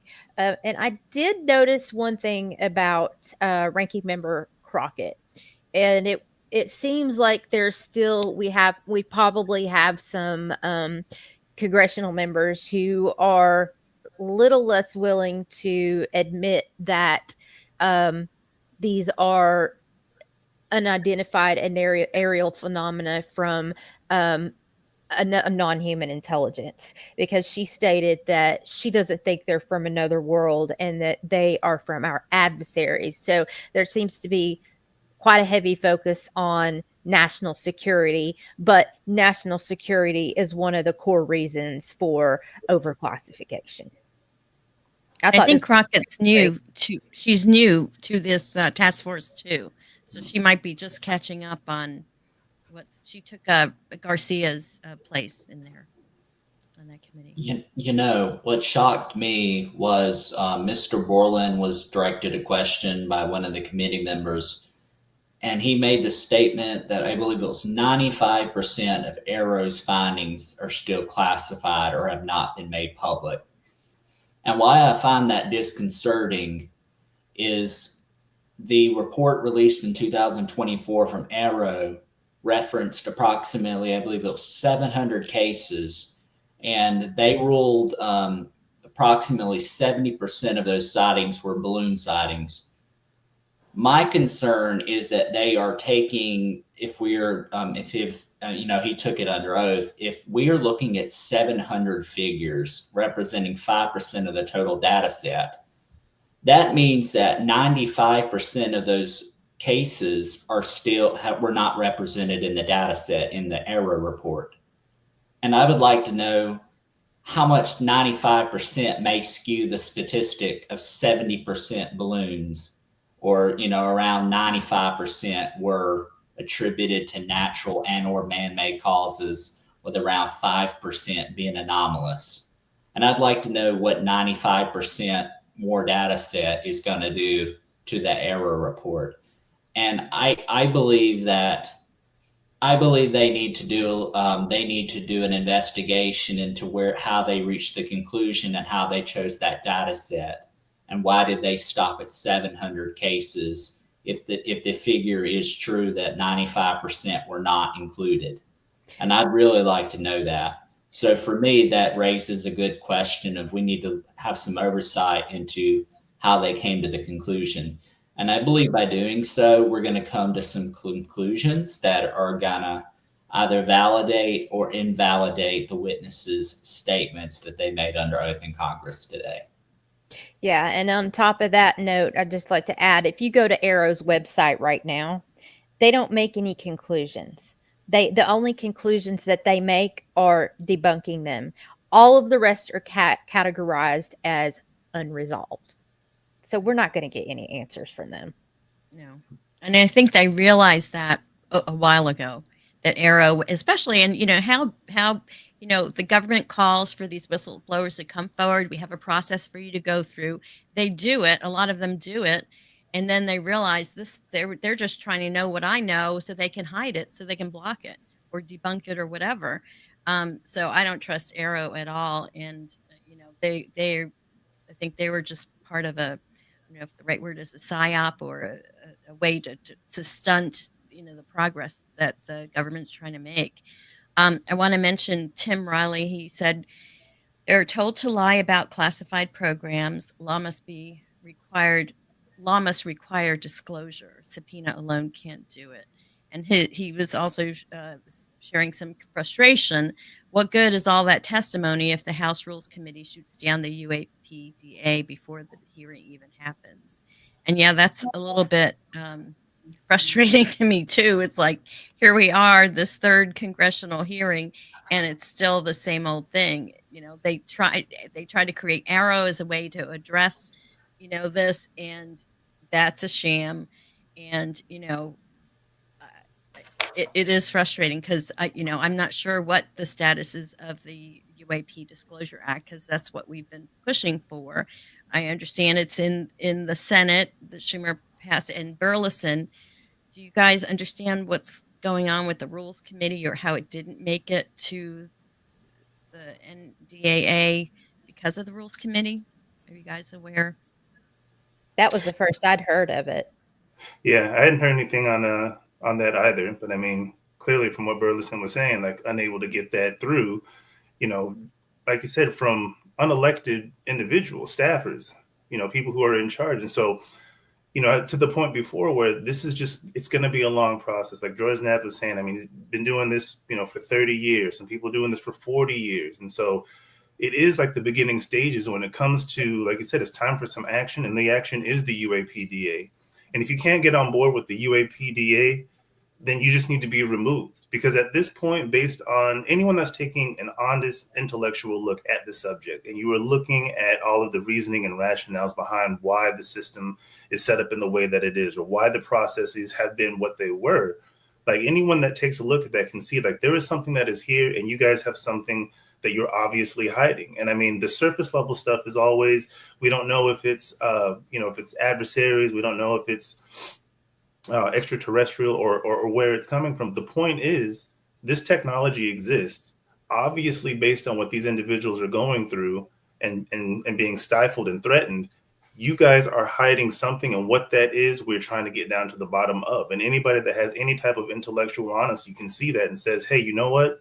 If you're not going to vote for this, then you need to go. So as it comes up, we need to find out who voted nay and say you just have to go. That's the only premise, is you have to be on board with this, because with the revelation of all of this information and this new paradigm that we'll be looking at, a lot of these old world issues that we're dealing with right now, whether it be war or famine or climate, we have a chance at really solving all of these issues. And so if you don't want to solve all of those, you've got to go.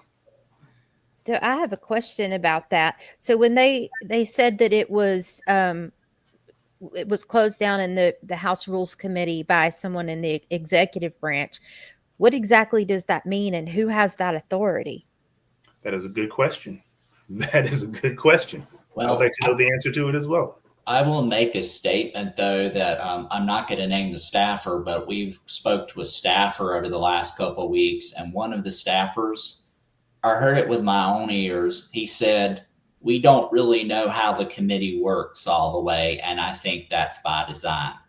And that's as close of a statement as I can possibly make to paraphrase what he said. So they might not know either, just to be honest. I'm not sure. Somebody that had to come from someone, either within the intelligence community or the DOD. I mean, that had to. Who has that authority to say, no, you are not going to put this forward, if they're not even on the committee? Like, I wasn't even aware that's possible, right? That can happen. Yeah. Right. So I guess that's one of the pressing questions now, like, for us, is to find out, wait, how does that mechanism work? And who is the individual who can make this? And if so, then who was he employed by? Who's his boss? And Yeah. you know, where did that come from? And so I think that's a great line of questioning.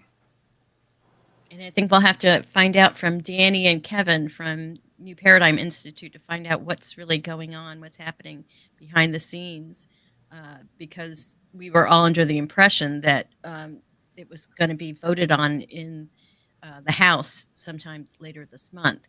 But I know the Age of Disclosure movie that they were talking about is going to be shown this month to this, I think, the Senate and the House, and maybe staffers as well. That's the movie that had, like they said, 34 different military and other whistleblowers about what's going on with these ETs. So go ahead, Alan. Yeah, about the staffers, if that was a committee staff person that was basically aiding one of the Congress people there, that person may have been a plant. They may have been compromised. They may have been bought off or scared off. And so always look for the weakest link in the chain, and that might be somebody who's the legislative director for a House member or chief of staff or somewhere in that area as to who might have put the kibosh onto that particular thing. But one thing that I wrote down that it struck me, and I was wondering, what did that mean? When I put the glasses back on so I can read my own writing. Hold on a second here. What did Wiggins mean when he said, when he heard from the top down? And so, okay, now I can tell the story. There might think, now, what does he mean by from the top down? Is he talking about the CNO, the Chief of Naval Operations? Is he talking about the Secretary of the Navy? Is he talking about somebody that's in the larger Defense Department, an assistant secretary, a deputy secretary? That strikes me as being sort of a, what does he mean by this? And I don't know, but that's something that should be put out there. So that's it for right now. Interesting. What was also interesting was that video that they showed twice, and I wasn't super clear on what was happening. They were showing the picture of the Tic Tac, and then what was it, a Hellfire missile that went to hit it? There And was two separate videos. Yeah, I couldn't tell. There were two videos, and one was it was the one that Wiggins was involved in, but he did not release the video. And that's the one where he believed he saw it come out of the water. And there, if you watch that video, you can find it online and on Weaponized. But there were on that shortened video, there ended up being two UAP, and they were in exact synchronicity, like synchronized exactly. And then when they zoomed out, they saw four of them. And then the other one, to my knowledge, has not been seen before. I'd heard that there was going to be a new video released today, and that one, that was where you see the UAP, and then you see the missile intercept it. You see little parts come off, and then it just keeps on going. and none of them had. They said they don't know anything that could do something like that. Because they asked all the witnesses, does it scare you? And everyone but Knapp said it did. Why do you think that is? Because they understand that's a weapon that's not supposed to do that to a UAP? I don't know. You know what?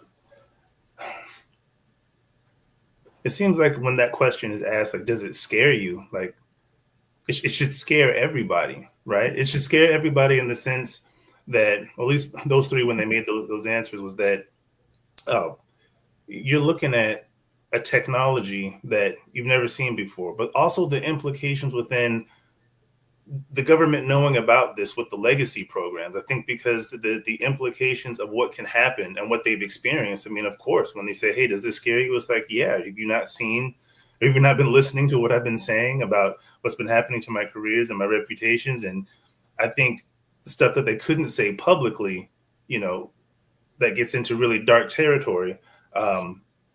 Yeah, they definitely have a reason to be afraid. Yeah. That was very scary to me. And if I had to bet, I would say the Chinese and the Russians are at the same place our military and CIA is. If they saw something like that, they wouldn't be able to stop it either. And that's concerning for the whole world, in my opinion. Right. So you know what? I'm hoping that after this hearing and with the new information that we're going to get, you know, as Congress, you know, the next time they have their recess, or I'm sure we'll be making phone calls before then. And, you know, we've been trying to establish those relationships with these legislative staffers and legislative directors. And, you know, I know when I've been on the phone speaking with staffers saying, you know what, I want to develop a relationship with your office. I hope that, you know, you can depend on us to be able to provide you with credible information on this subject. We have, you know, firsthand contact with the people who are behind this movement. And so as we move forward, being able to put all of this information from this hearing into new packages, into new things that we can deliver to these staffers and to Congress people who, you know, they haven't watched this, they're busy doing something else. So this is still off of their radar, like as of now. And so to be able to put this on their plate and say, hey, this is just what recently happened. This is the information that we gained from this hearing. Moving forward, we need you to be in support of the UAPDA, and anybody who's opposing, we need to know who they are, because they need to be primaried and they need to take a vacation permanently from this. Okay. Because ultimately at the end of the day, our whole entire purpose, in my opinion, is what I would like to see is for us to be a type 1 civilization. I mean, being able to utilize the energy and these technologies on our planet in harmony to end all of the poverty, the senseless wars, all of these things that seem to be so important fall by the wayside instantaneously with this new revelation. It puts us in contact with who we are as a species, where our place is in the universe. All of these things can come from disclosure. And I get that it's going to be a scary step, but you know, that's part of growing up. And that's what humanity is trying to do right now. We are trying to grow up, and these are the steps that we have to take in order to get there. Yeah. I can't remember which representative said this, but he mentioned that clean energy and the oil industry. He didn't specifically say the oil industry. I think he said energy industry or something like that. And that's one thing that is really apparent with these private corporations. They're all funding each other and interdependent on each other. So you've got the military is the largest consumer of oil, and then you've got that you've got the private contractors who depend on war and the military to make their money, and then you've got the technology division like AI who depend on the contractors to fund them, and all of these are connected in one big cabal, a very powerful worldwide cabal that is going to be difficult to break into. And it's one of those things where a lot of these congressional committees, they kind of silo in maybe one of those areas and not all three, where they come together, where you're looking at the bigger picture. So that's another challenge too, I believe. Lesley, can I just make a comment, just kind of following what everyone said so far? It's a bipartisan issue, but honestly, as excited as I was and I really was proud of the witnesses for showing their fearlessness and their courage. But I was a bit disappointed we didn't have a bigger turnout for this hearing. Looking on the side where there were tons of open seats where representatives could have sit, how can anyone watch that video of that Hellwinder missile hit that, even if it's a drone and not a UAP, anomalous aerial phenomena? How can anyone see that video clip and tell me or anybody else with a straight face that's a non-issue? That's a little bitty, that's like a ball drone. Can you imagine, like, if something bigger or had a bigger armament flew around with that same kind of countermeasure with it? Like, how can anybody see that video and not think that's something? And why is there no one sitting in there from an intelligence committee or another committee that came in? Why isn't there more cross-committee talks, Senate Armed Intelligence Committees? Why is that a non-issue? Why do we have a House Oversight Committee sitting on this and we're not getting other committees involved? Or why is it a non-issue? That's what I would like to know. I think the work we have to do is far from done. I think we need to get out there and continue to do what we're doing, because I think now it's as important as ever, if not more so. Good, very good points. I want to share a comment from Melissa Lloyd. She says, historically, the Navy has always been more forthcoming than Air Force. Air Force was spun off as its own branch shortly after Roswell. So, and it has seemed like Admiral Gallaudet, he's come out a lot about the different UAP situations and USOs, the ones that are go under the water and that kind of thing. And both Ryan Graves and I just forgot, Commander Fravor were both Navy pilots as well. We have we haven't heard from any Air Force pilots. It's all been Navy pilots. Right. That's right. But I did want to throw this in there, too, as for those that may not be familiar with like all of the aspects of the legislation. I mean, there is a time frame for all of this to come out, right? And so I know when I'm speaking with these legislative directors, I do inform them that we understand there's a national security component to this, and so George Knapp kind of laid it all out, but it's like we weren't looking to go to Lockheed, Skunk Works, to go to Boeing, and go to whatever aerospace company and go, hey, listen, that intellectual property that you have, if you developed a new stealth craft or a new platform, that's not what we're asking for. But we are asking for the precursor to where those designs came from. And there's a pathway forward when it comes to this, to the disclosure of all of this. And as it relates to, Natalie, like you were saying about, with oil and energy, and there has to be a rollout and a plan for how to integrate this new technology so it doesn't become so disruptive that it shuts down society, which is always, what I feel is the excuse as to why you can't put this technology out there. I don't want to be the guy that ruins the $1 trillion industry in oil. But it's like, when it comes to national security, like, you really can't even afford to not have this technology come out, because as you're taking a look at what's happening with AI and the power demands that are going to be, needed for that, we don't have enough energy to support that. So we're going to need a new energy system in order to facilitate that growth. And so you need to have disclosure about these craft or about, the energy that they put out. I remember it was Dr. Richard O'Connor was telling me this, and I went and looked it up. But the whole story about Kevin Knuth, right, with the speeds, and just to keep it short, we said that Dr. Knuth did the math on this and the equations, and you see that this craft, the Tic Tac, was about 40 feet in length. It was about 32,000 pounds.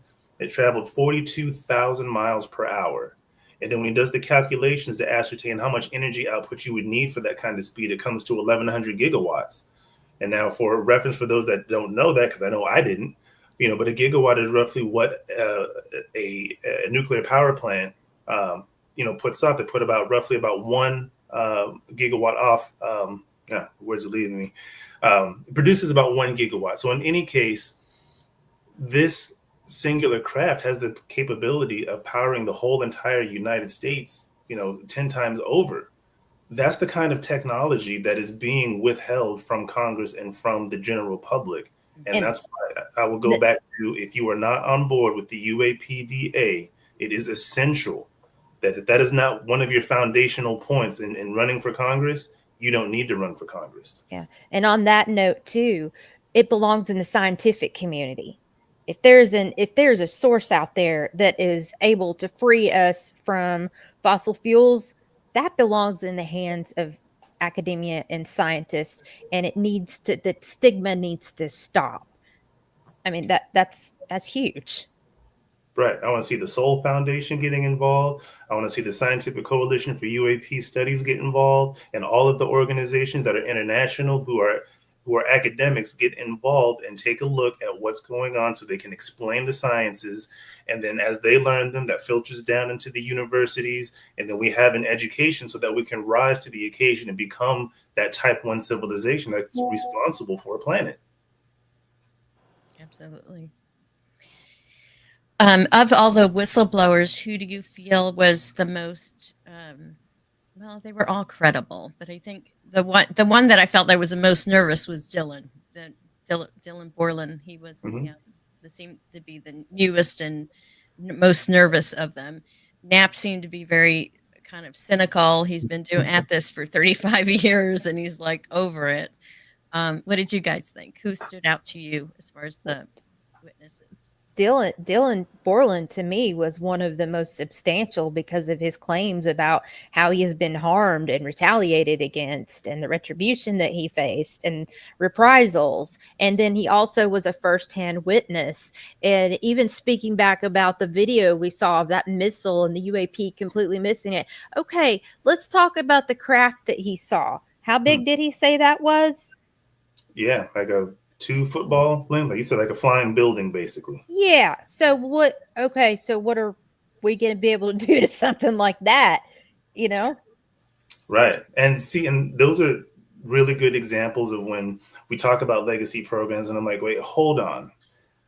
It's like we're so afraid to say that is definitely, that's not human intelligence right there. You're not going to tell me that human beings designed a craft that's the size of a building underground, under the water, like that's clearly a technology that we are not in possession of. And I think to the other point too, I know it's a little bit off, but what you were asking from, but when it comes to like the threat matrix of that, you have got to figure out how to get a hold of these legacy programs quick, fast, and in a hurry before it turns into, that supposed narrative of malicious intent. I want to make another quick point about something that Mr. Perry questioned the whistleblowers and the witnesses, and he kept repeating a statement saying that is unfortunate. And what he was referring to was what he would consider the lack of documentation immediately following the event. And why I think that is unfortunate is first, congressional record is a form of documentation, especially under oath. We'll get that off the table right away. But I would like to know how, in fact, they could actually file a report if they wanted to, without risk breaking some sort of espionage law or something they're not even aware of as a subcontractor or whatnot. Especially if, say, you worked for like Intrepid Solutions. Like I believe Mr. Borland said he worked for that one. That was in a written testimony. Like, how would you even file documentation? And even if you could file documentation, how can we be assured that Representative Luna or any of our committee members would even have access to those due to right to know laws? So even though he does make the statement, quote, it was unfortunate they had no documentation, I don't even know at this point if that would even be relevant due to being able to access that information. Well, and that's another problem with the whole process going through, in order for many of them to get approved, they're essentially edited by the DOPSR process. And then they have to file with their inspector general before they're even allowed to share any information. And then we're also hearing, oh, I can't share that because you don't have the clearances and things like that. And that's disturbing. But as far as the evidence in this, I mean, Nusatelli, he had the evidence of all of the documents that they put together for all those reports, and he submitted that in the congressional record. And then these two videos, the one that was specifically about, I forgot what Wiggins, Chief Wiggins, his testimony was put into the record. So how is that not evidence, Right. Well, I know with the UAPDA, the Disclosure Act, they're trying to get some teeth in the legislation, because it's one thing to say, yeah, you've got to report to Arrow, whatever, but if you don't have subpoena power or even power to punish, the defense contractors or whoever has done harm. So, yeah, I've this I was excited about the hearing, but I'm kind of disappointed too, because I feel the frustration of like George Knapp, and like, is this really? I mean, I think we still have to go forward and go through the legislative route, but I think other things need to happen as well. I'm feeling like someone has said that disclosure is going to come from the people, and that's why the CE5 protocol and trying to communicate with ETs directly is kind of a movement that's happening alongside of this legislative movement. Let's see, Tim Riley has a comment here. He says, regarding docs, where are the pre-submitted witness statements? Anyone have a link to them? Actually, Tim, if you go to the hearing website, the Congressional Oversight Committee, and they had it, those links to those documents there, but I think Olivia is putting them in the WhatsApp as well. And it's, if you go to subcommittees, you click on the task force on the declassification for secrets, and then that's where they've uploaded their statements as well. But I feel like the frustration of the members on this committee, for some of them, it was palpable. Yeah. You could tell how angry they were. Because like they said, they've been working so hard on this. A lot of people put their lives on the line, and still they get stonewalled in all different kinds of ways, especially if that UAP Disclosure Act didn't make it through the Rules Committee. And see, I don't know enough about the legislative process to know like what exactly happened, because I thought we were on track. And I think, like most of us, this is the first time we're hearing that no, this UAPDA in the House bill did not make it into the NDAA. So I want to put the newparadigminstitute.org website on here, where all different state leaders for Citizens for Disclosure. So we are part of the grassroots effort to get the word out to people and to basically lobby our Congress to do the right thing and make disclosure get out there. So I want to put that out there. So if anyone's watching, you can go to this website, newparadigminstitute.org, sign up for the newsletter to just start getting information. And if you want to become a volunteer, please join us and just sign up to become a volunteer. There's no, cost to it or anything like that. And it's just as much time and effort that you want to put into this particular effort. So my fellow, yes, go ahead, Alan. Go ahead. Yeah, when they're talking about the classification systems, and you don't have that and stuff like that. Back in 1973, Daniel Ellsberg, famous or infamous from the Pentagon Papers affair, testified under oath before the Senate, I think it was Judiciary Committee that was chaired by Senator Muskie at the time. And as part of his testimony, Senator Muskie directly asked Ellsberg, excuse me, is it true that the classification system has no basis in statutory law? And Ellsberg replied, yes. And Muskie followed up by saying is it entirely a presidential system?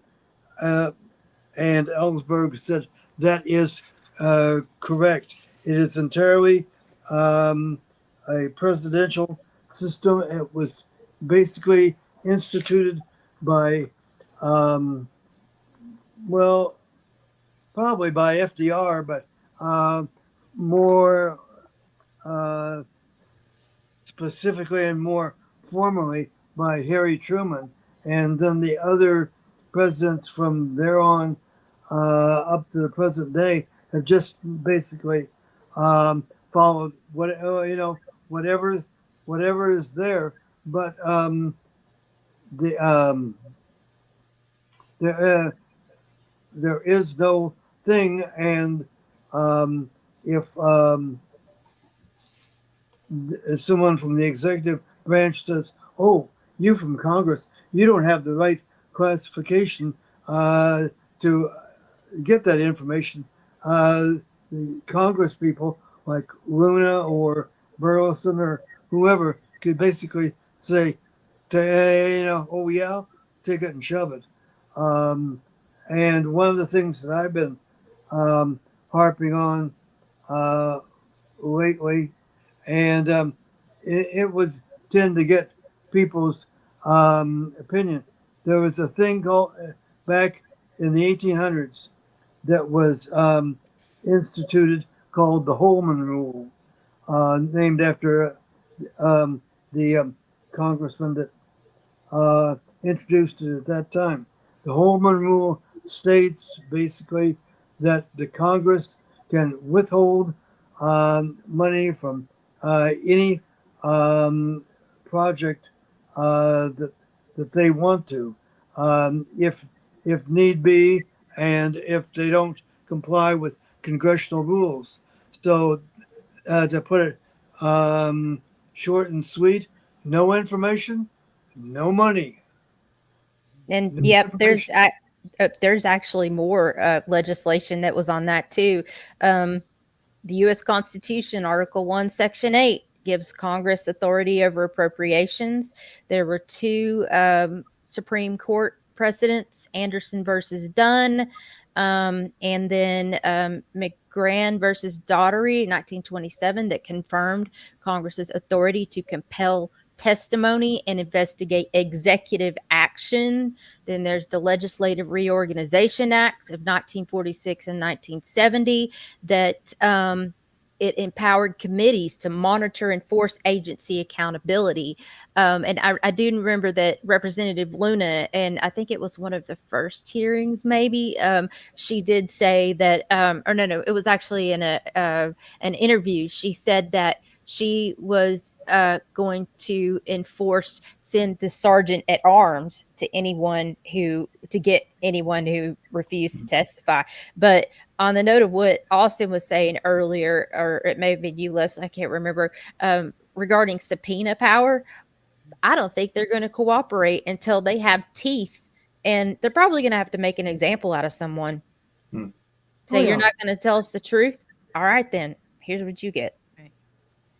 Yeah, they can be held in contempt of Congress and have the sergeant at arms, the Capitol Police, U.S. Marshals basically go and arrest the person and bring them before them, and then compel that. And if they refuse to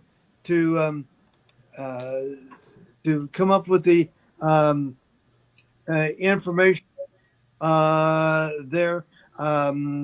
The chair, I don't know exactly which chair, if it would be Comer, since he's the chair of the full House Oversight Committee, or whether it has to be the Speaker, but can basically order that offending party's arrest and have them put in a federal lockup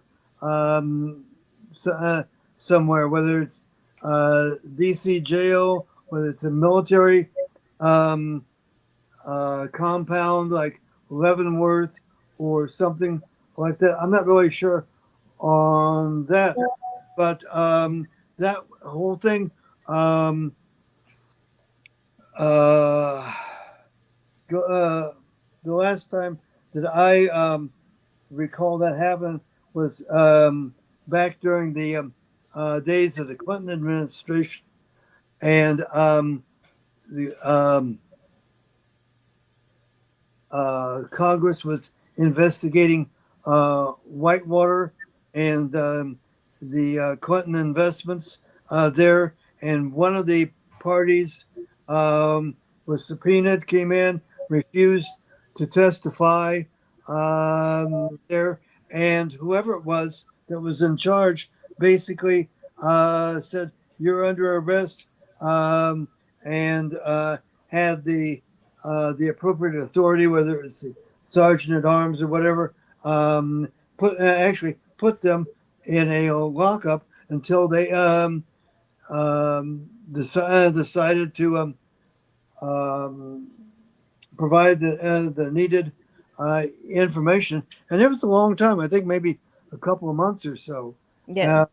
One of the obstacles to this is going to be the guise of that's classified. I can't tell you under the guise of national security. And I also think until they literally go with their own armed military to these places and force their way in, it doesn't matter if you subpoena people, they're not going to tell you under that national security risk. If they refuse the subpoena, then either the sergeant at arms or United States Marshals or combination of them, whatever, will just march in there armed if necessary and basically haul the miscreant away. So we've got Tim Riley. He's saying that Danny, meaning Danny Sheehan, says to get the documents and then follow the trail. If they are in violation of the law requiring disclosure, then RICO. So I know Danny Sheehan, who's the president of NPI, New Paradigm Institute, he's going to be leading the cause, and he's a constitutional lawyer, so he knows how, and he's been involved with Contra affair and all those different things, so he knows how to work the system. But it's a very convoluted and complicated situation that we find ourselves in. The Iran Contra affair probably was a good thing there. I mean, you had all sorts of stuff there, but with Oliver North and Admiral Poindexter and a number of others there, but basically Danny Sheehan and his associates basically held their feet to the fire. So that may be what's needed. No money, no information, no money, and then and you get a new wardrobe there. It's all orange there, and I think that's something like that's going to be necessary, because if they're filing a federal RICO charge, that means they've got names. They've got names of companies, they've got names of people, and that's going to have to call them to the carpet. And if they don't cooperate, that's an obstruction. Yeah. There, and probably a number of other things that they would find to throw in there at the same time. All right, guys, we're coming up on 4 hours of our coverage. Go. We've been going since 9:30. So I just want to, is there any final word that you'd like to say before we close? Well, I think Olivia and some of the others are planning something for tonight. So we go to the state director's WhatsApp thing, and there's a whole bunch of stuff on there, because as we've been talking, I've been getting notifications across the top of my screen there from various people. There, Zach Johnson, and Olivia, and of others. And I think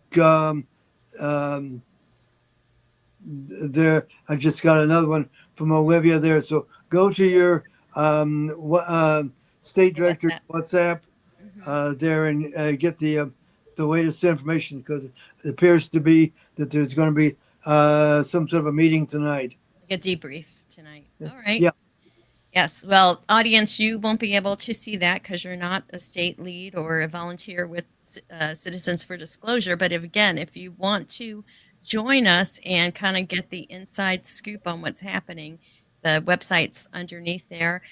Derek, Natalie, Austin, do you have any final thoughts before we close? Thank you for having me.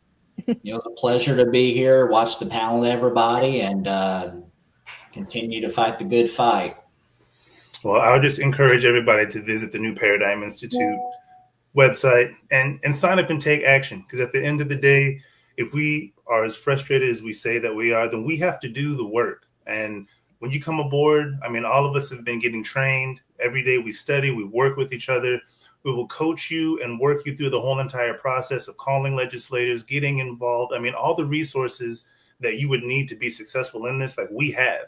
You know what? I never thought that I'd be on the phone talking to a legislative director explaining, legislation to them. But all of that was set up in advance to allow us to be successful in it. So I just encourage you to get involved and jump in the water, because that's the only way we're going to get to the bottom of this, is if all of us are involved, because none of us are under, the idea that the government's going to come forward and go, here's what you've been asking for. It's never happened before, and I don't expect it to happen, is when we pry it from them. And the only way that happens is if we make enough noise. Yep, we the people. Tim Raleigh, one last comment from him. Thank you for your focus, insightful commentary, and continued work. So on that note, again, I want to thank you all for being here. Alan, Derek, Natalie, Austin, and Allison earlier. Thank you so much for spending your time here and sharing your knowledge and expertise. Really appreciate your comments and all your insights, because I know I'm not the smartest one in the room here. They always say to make sure you're not the smartest one, so you surround yourself with smart people. And it's just, this is such a big topic, and it really takes a village to kind of figure it all out. So I'm so grateful that you've been here with me today on this historic day of disclosure. So thank you everyone for watching, and thank you guys for being here. We'll see you next time next month. Bye-bye, everyone.